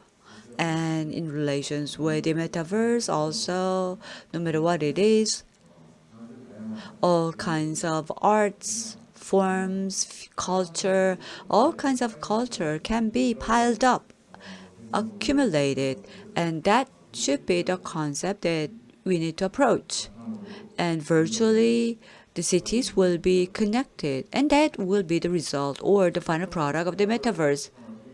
To answer your question, you have asked me two questions. The first is intergenerational metaverse and digital transformation. How shall we accept that? And the first question that you asked me, well, digital transformation is a process. It's an ongoing process. And in the ongoing process, in some generation, they accept this much faster than the other generation. And I belong to X generation, and you know that we classify people into 5 generations. The top one is Z generation, and then M generation, X generation, and then baby boomer generation. And then silver generation. So there are 5 generations. And when we classify that, depending on the generation, they assume different approach. So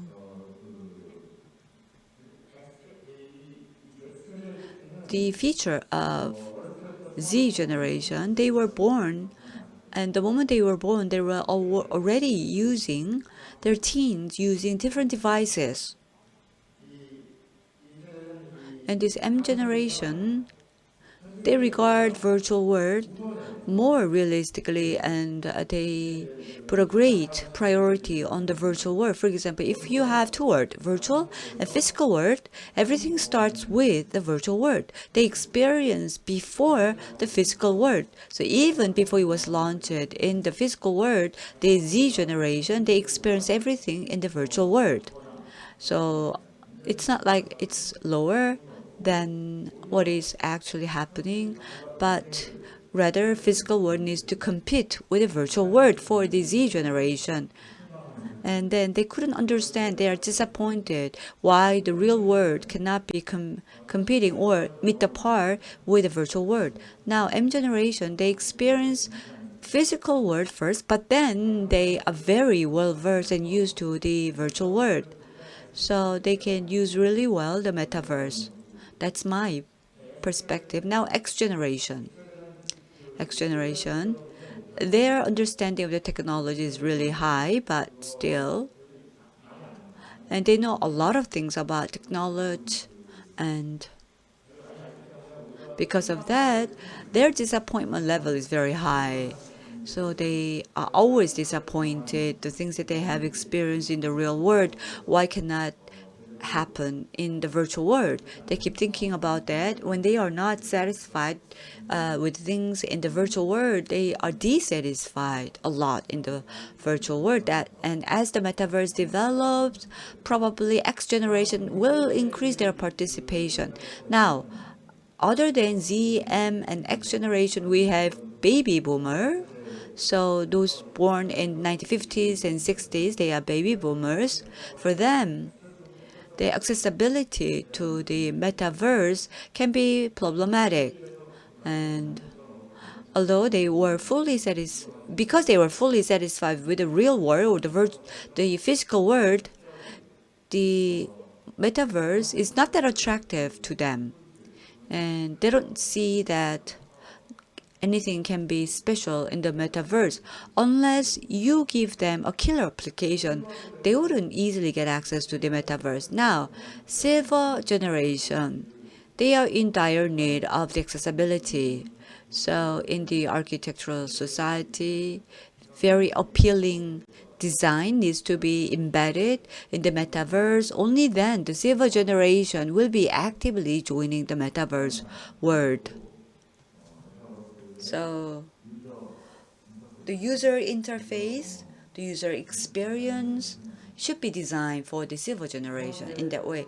Answering your second question, you asked me about the ownership in the metaverse. Is it possible? Now, talking about ownership, this is extremely important question, and it encompasses many implications. What is ownership first? We need to come up with a legal definition of the ownership itself. We can possess or we can own a certain product or things, but it doesn't mean that we own the intellectual property rights. But people are confused with the concept of own something or ownership.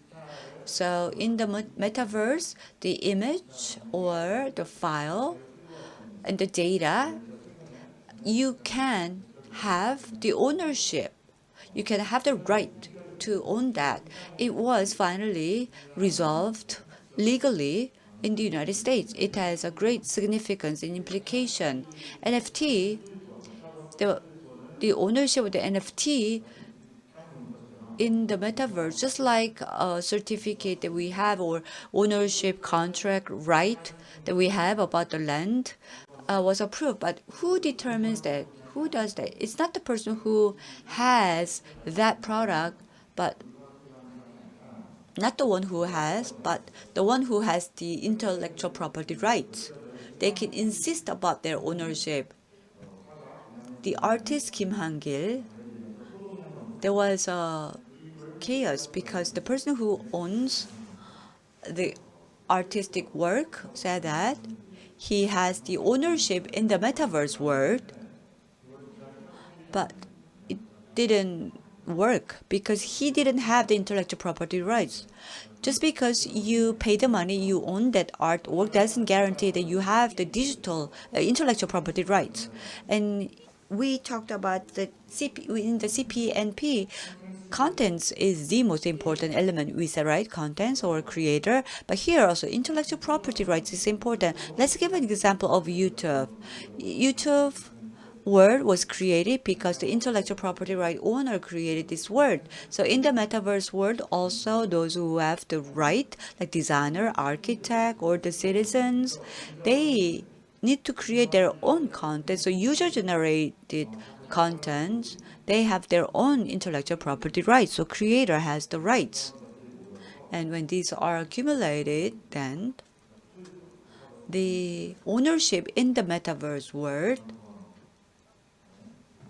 can be regarded as intellectual property rights. Once again, metaverse is a platform of intellectual property rights.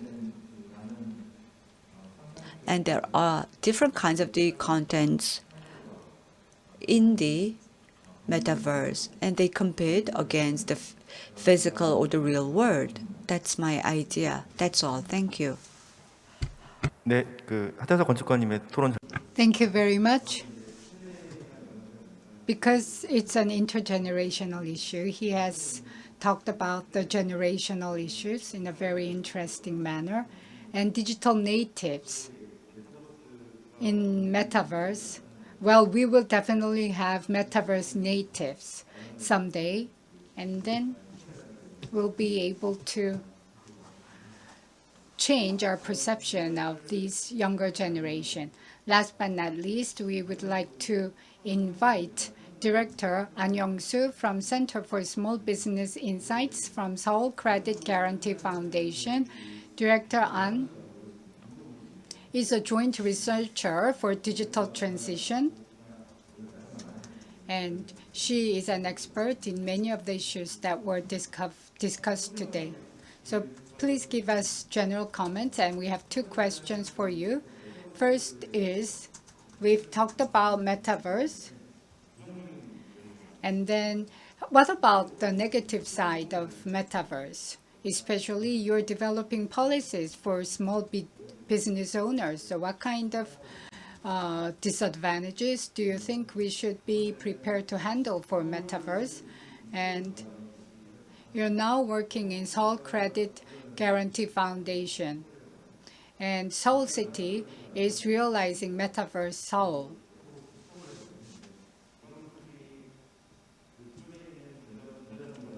And electronic government, smart cities, how do you think these technologies will be related to these previous technologies?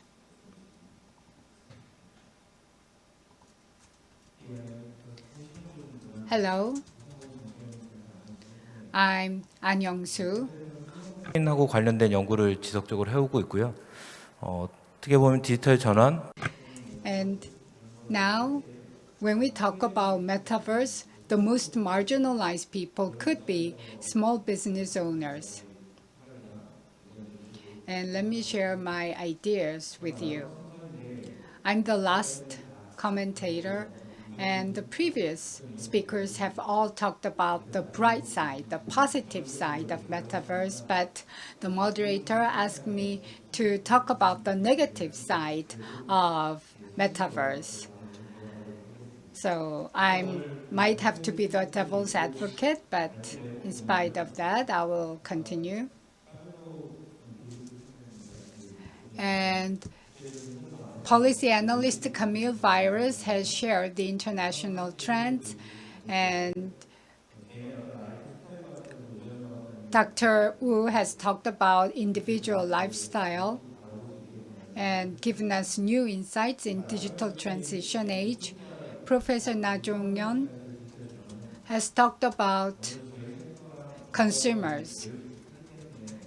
science, which is in line with what we are studying at our foundation, especially. And thank you for promoting our commercial zone analysis services that we offer. And then Director Kim has given us a very visual presentation of how these Metaverse technologies can be used. So we could feel that this technology is with us already.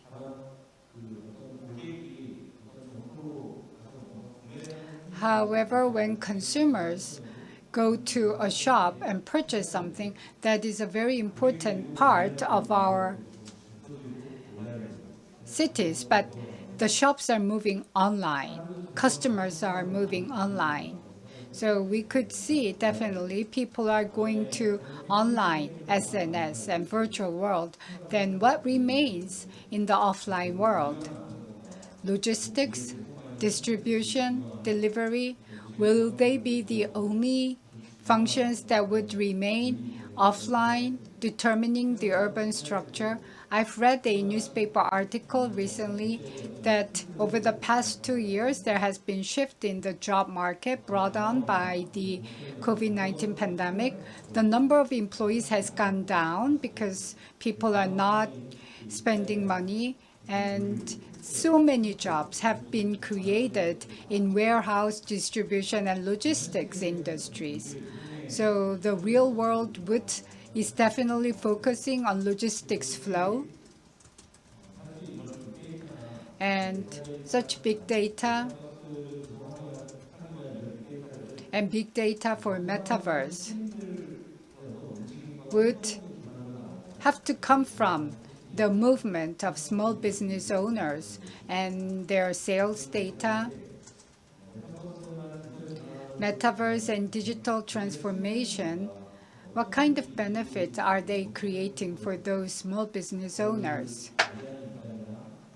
And from the public sector's perspective, it can monitor everything with efficiency and easiness, but what about the vulnerable and marginalized people who are actually producing these data? We need to be more considerate of their position. And I was asked to talk about the negative side of Metaverse. In fact, I believe Metaverse is at the peak of digital transformation. But we have limited time and space, but Metaverse will be able to overcome that.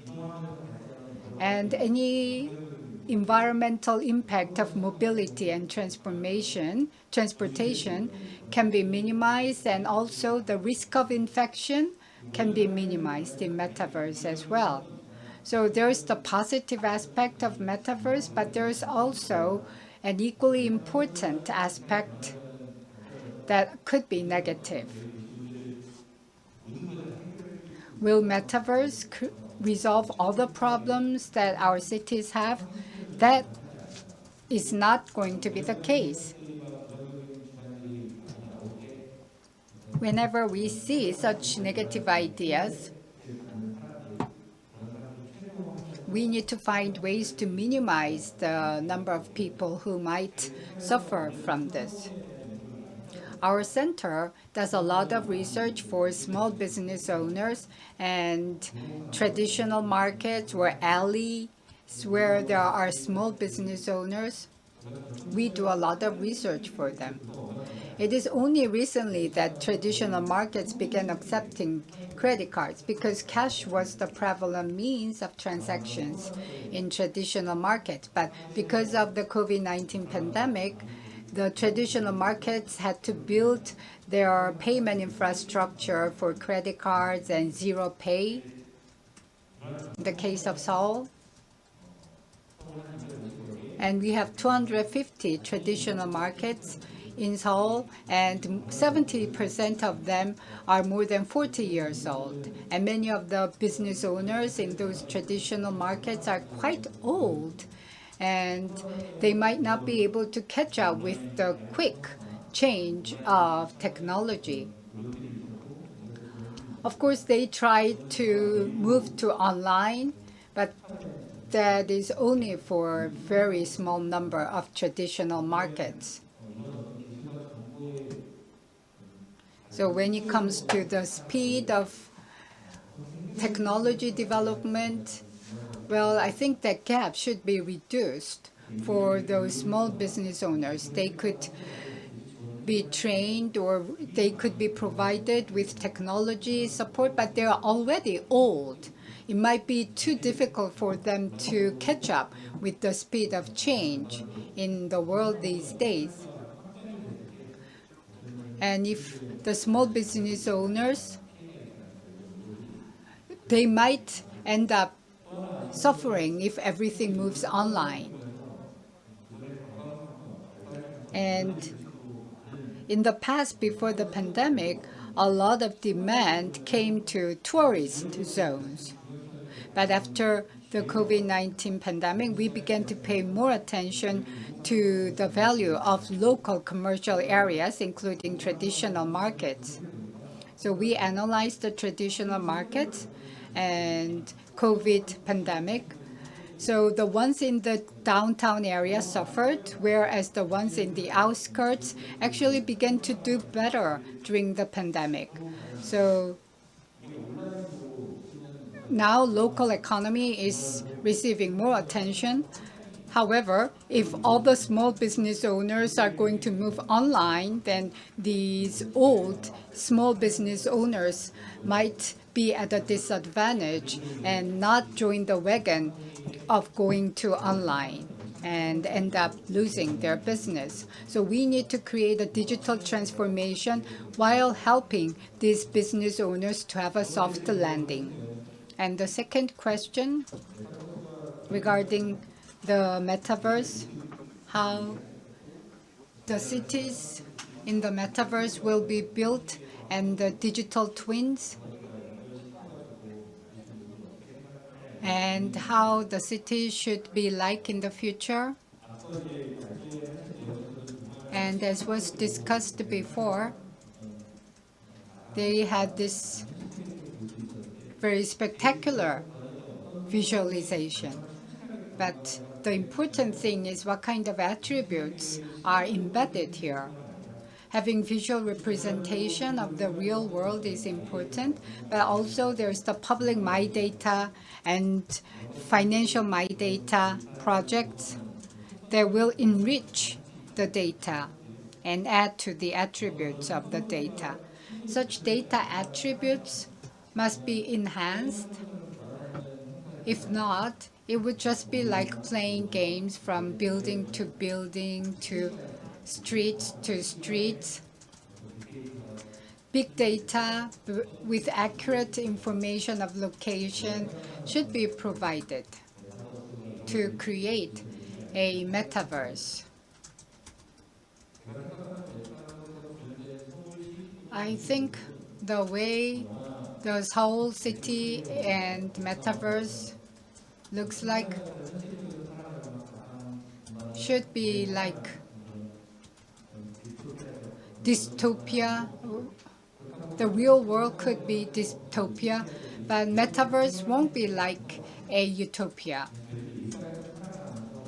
In our day-to-day life, some of the inconveniences that we experience might be resolved one by one in metaverse. Like when there is no Kakao taxi available, it was very inconvenient. And taxis had to wander around looking for passengers. And with Kakao taxi, I can save time, and the taxi drivers can also save time.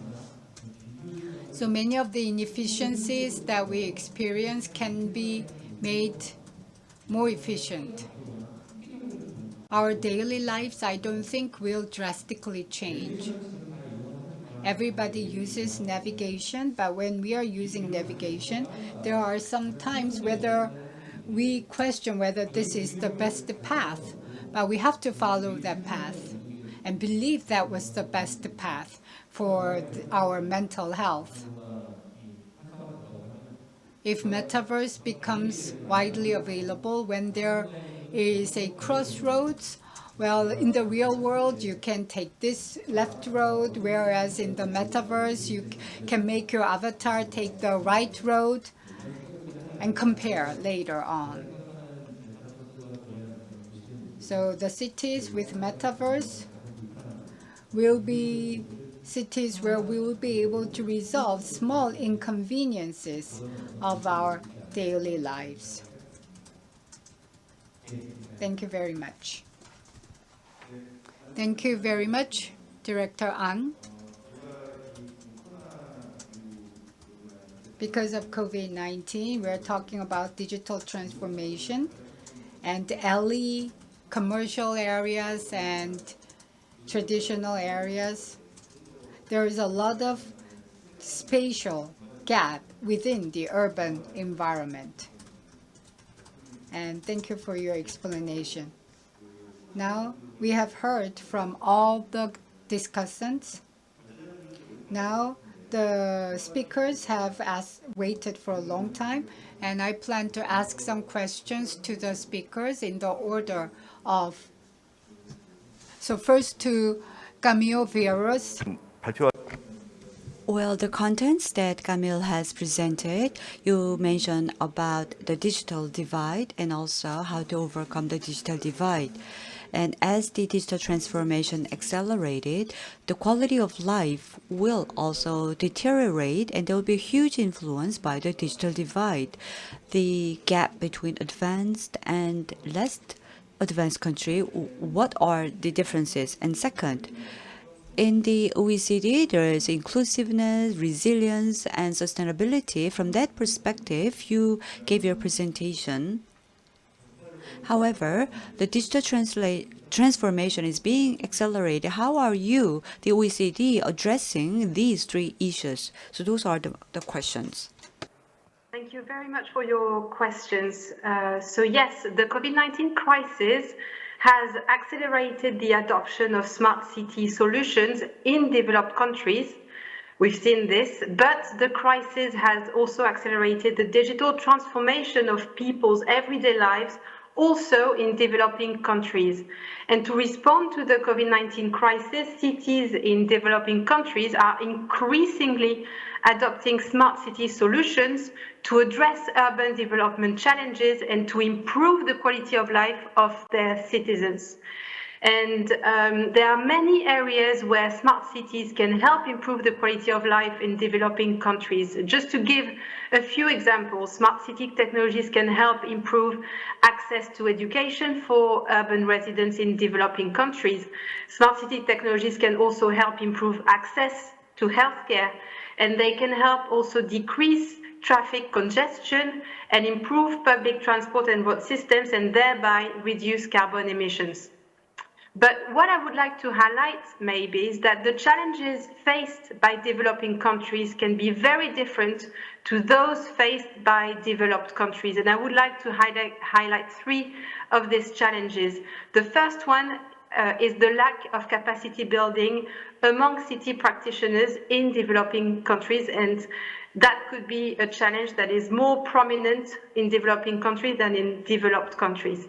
The second challenge that developing countries are faced with is the lack of financial resources. And finally, the third challenge that I'd like to highlight is the lack of urban planning.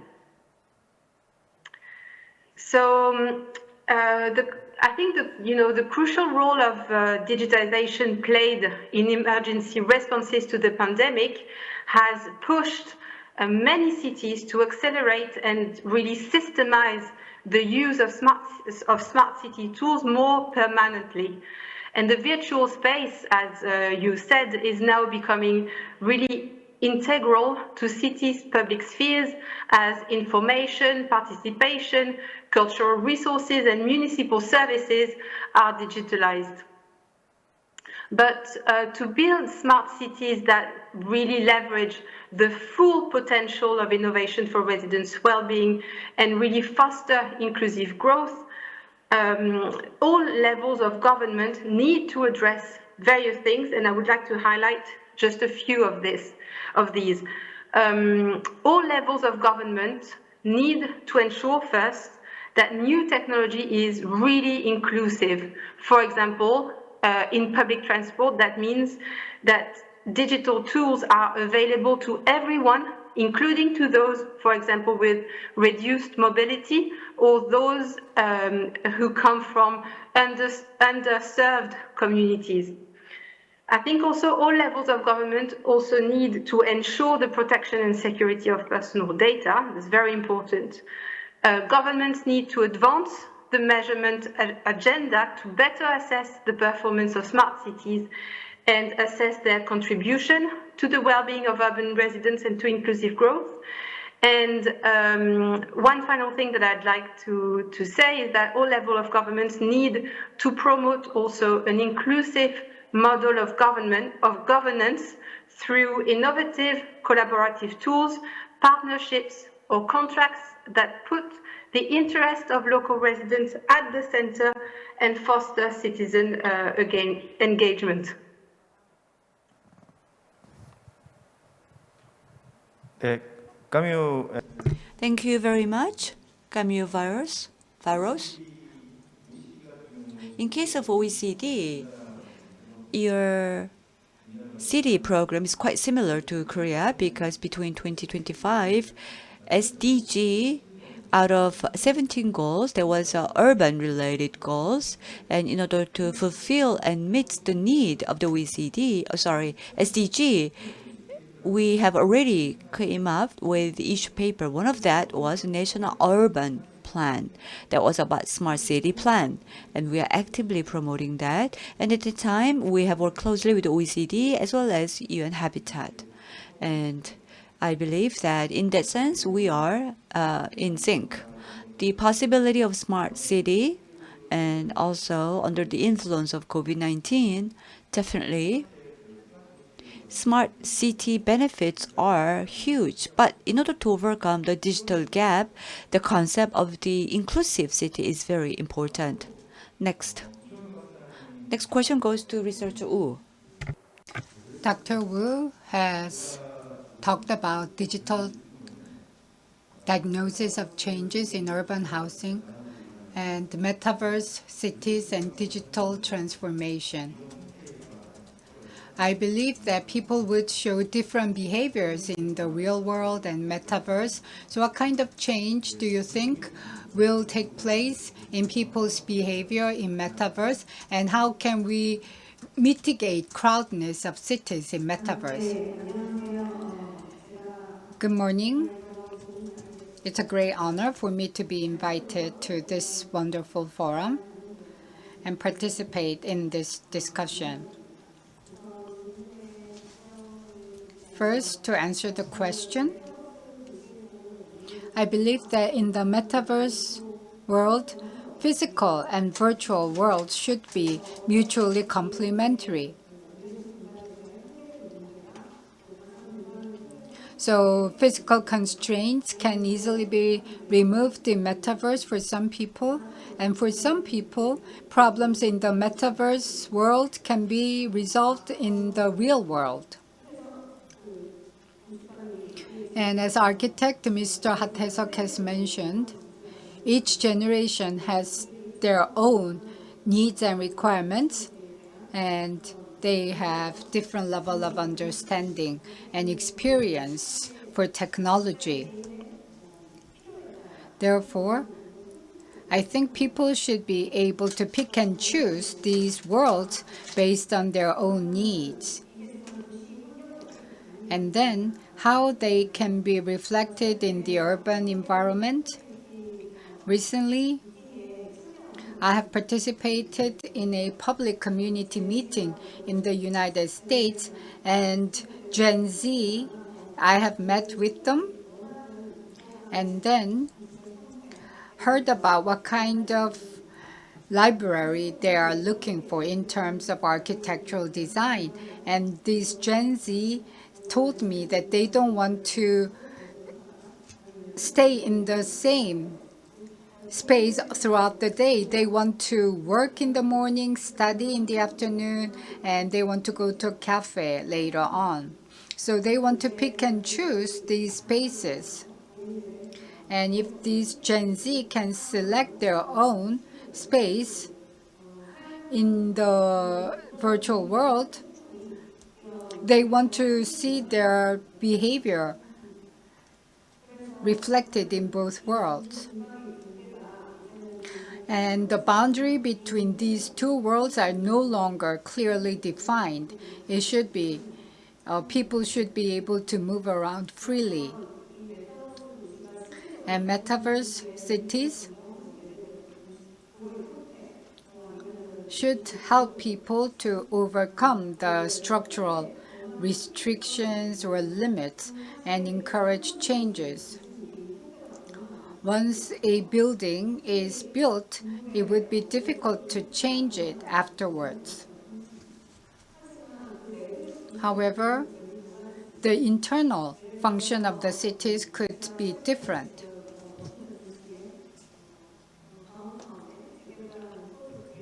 And I'm an advisor for a redevelopment project in downtown Washington. And after the COVID-19 outbreak, they have a lot of empty offices.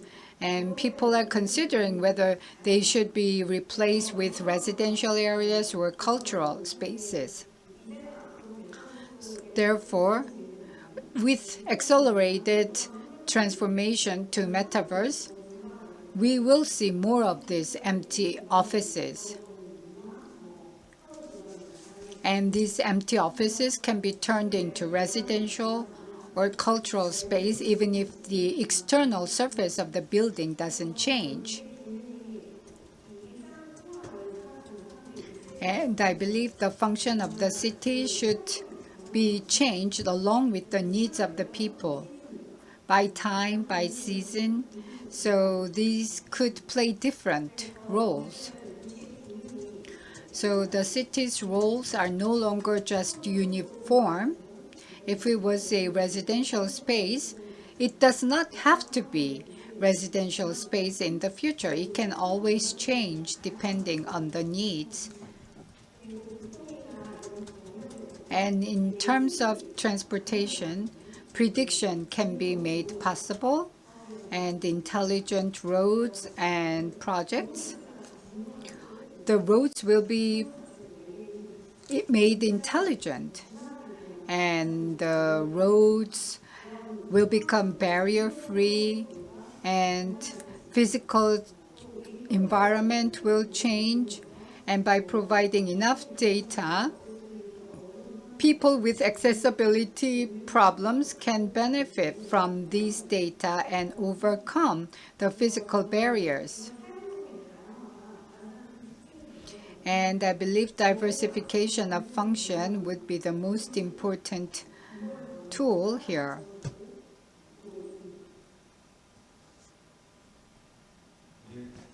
Thank you very much for the wonderful answers. Third speaker, Professor Na. 이렇게 질문. So this question goes to Professor Na Jong-Youn. You have made a presentation covering diverse area as digital transformation accelerates. Among the things that you mentioned that you are analyzing the big data. What kind of big data can be useful for us? So those are my questions. Well, I've been talking a lot, but in terms of looking toward a digital transformation, technology is important. Of course, how the technology gives us a different life, but once again, we're talking about human being. Technology must be well accepted and accommodated by human being. It should create a value to everyone. Only then it can be meaningful. So from the users' experience, how the digital transformation enable people's different life quality. What about the cost, efficiency? So we need to work on that as a preliminary stage. Now, regarding big data, you talked about that. And of course, the big data is currently the infrastructure-oriented one. But during the OECD Camille Viros presentation, she talked about the quality, human-centered importance, and we need to measure. We need to evaluate the efficiency, the effectiveness, performance of that. Now, in discussing about digital transformation, we talk a lot, but we shouldn't go just to one direction. Rather, in a way, the experience in the offline needs to be emphasized, but to do that, digital technology must be utilized, or in some other cases, online experience need to be strengthened. So online and offline needs to be agglomerated and also be used together. And thus we need to work on how to improve the life quality. So in some people, they focus on experience and the minor things could be important. But if we just go to one direction, it's meaningless. Long tail must be feasible for the digital transformation. For that, we need to collect the data and we need to make sure to use that. And that's my answer. Lastly, we need to acknowledge that there are differences between people. Dr. Jung talked about the best way to reduce digital divide. Some people accept digitalization very quickly. It could be a special unique characteristic of different generation. But there's an expression of by design in the technological world. And in the future, in the urban city, how are we going to deploy digital transformation, which means that what value shall be designed. Here, the value of inclusion is extremely important. So going back to the smart city design, diverse, many people needs to be able to enjoy, so inclusiveness, and also sustainability. What do these means? And last but not least, what about the resilience? What are that one? So during the COVID-19, we have experienced that there are different kinds of the risk existing in our life, but we need to beef up our resilience, right? So we need to work on the sustainability resilience and what kind of measures we have to assess and understand our positions, and that should be the true sense of the smart city. And we need to constantly check whether the directions of the smart city is going to right directions or not, and that should be the work that we need to work on together right now. And from the urban city point of view, I've never had a deep thought about that, but upon listening to a great presentation today and the discussion, from now on, I'll be thinking more about the consumer, but consumer who live in the cities. Thank you. 네, 좋은 답. Thank you very much. Last but not least, Director Kim.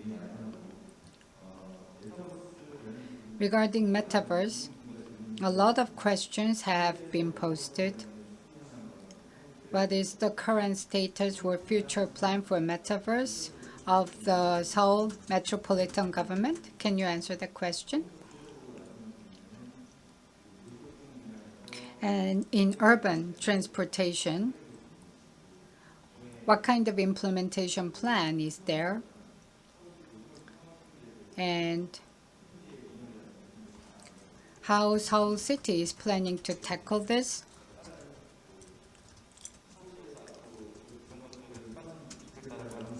Any recommendations for Seoul City? How much time can you give me? Enough time. 아까 발표를 할 때 사회자께서 시간 음수 Well, actually, when I was making the presentation, the moderator was very strict about time, but I have spoken for 20 minutes and 43 seconds, and he said I can have enough time. I don't know how long that means. And through this kind of forum, I feel like we are putting the pieces of puzzle together. And that's what we are doing, putting the puzzles together. I used to work in the Seoul Institute, and before that I used to work in a company, SK. And depending on from whose perspective you're looking at things, it could be quite different. And whenever we talk about metaverse or technology change, is it just a keyword or is it something that's substantial? From the urban perspective, it's now called smart city, but now we are talking about digital twin land. And suddenly we are talking about metaverse. From the public sector side of things, we don't have to care that much about the trend. Regardless of the term used, we need to look at the essence, and the essence is about the lives of people. And no one should lose. And we should also be aware of the social cost involved. And here, I also wanted to find more about how the humanity has evolved. From our primitive days, we had to move around to find food.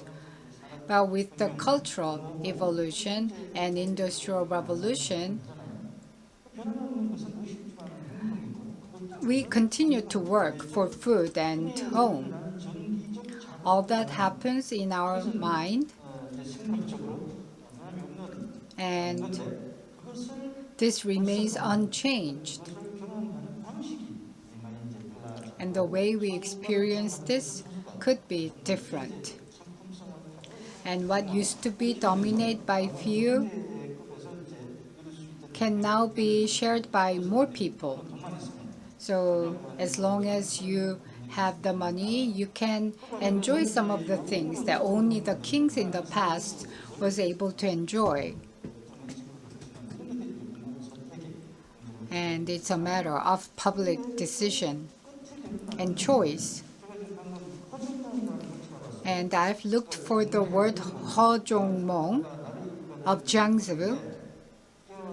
And you dreamed a butterfly, you thought you were a butterfly, but you wake up and you realize you're a human. I'm not sure whether I've dreamed a human dream as a butterfly or as a human I dreamed of a butterfly. And it reminds me of this word like something. Even though I exist here, my imagination could be somewhere else. And all that should be a precondition. And Seoul City, I'm not a public servant now.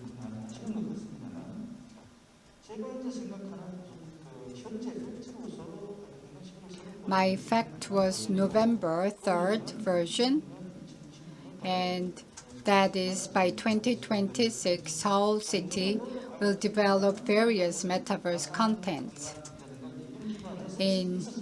There were services in the past, but we will optimize them and enrich them. And they talk about platform. And we can use that to create content, or we can even create platform.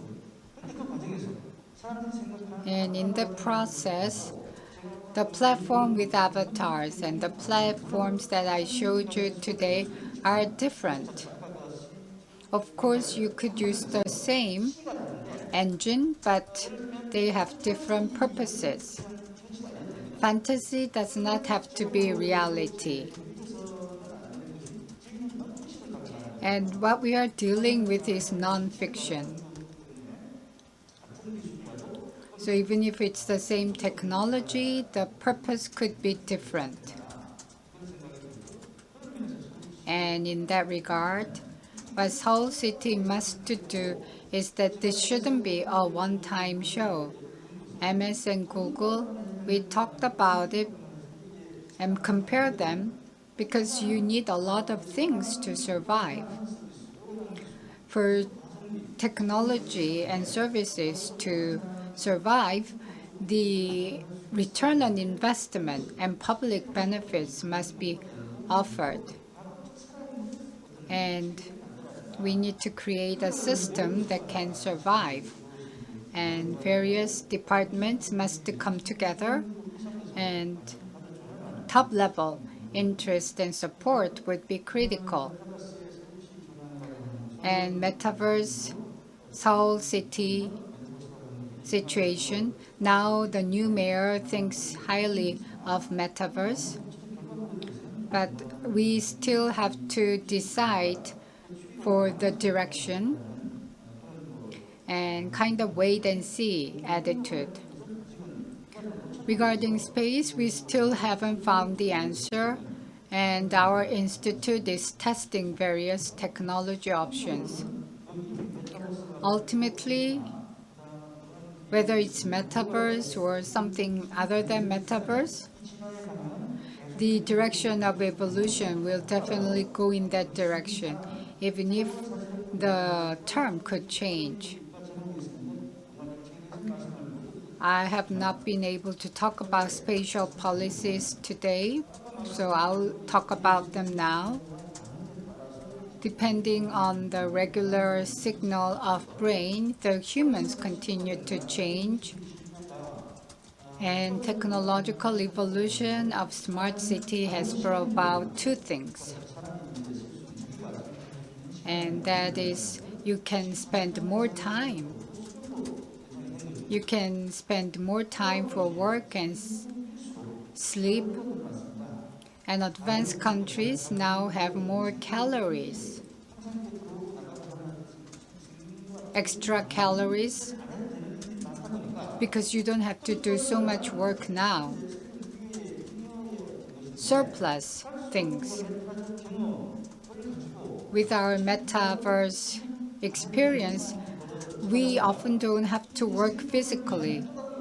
So we have to make other efforts for survival to have a happy and healthy life. So we need to tackle a lot of chronic illnesses as well, which is ironic. So for my understanding of spatial policies, when children use smartphones, we tell them, go outside and play. If it's up to individuals' choice, we should allow people to consume calories in their daily lives and in their daily routines. Thank you very much. Thank you very much, Director Kim, for the wonderful remarks.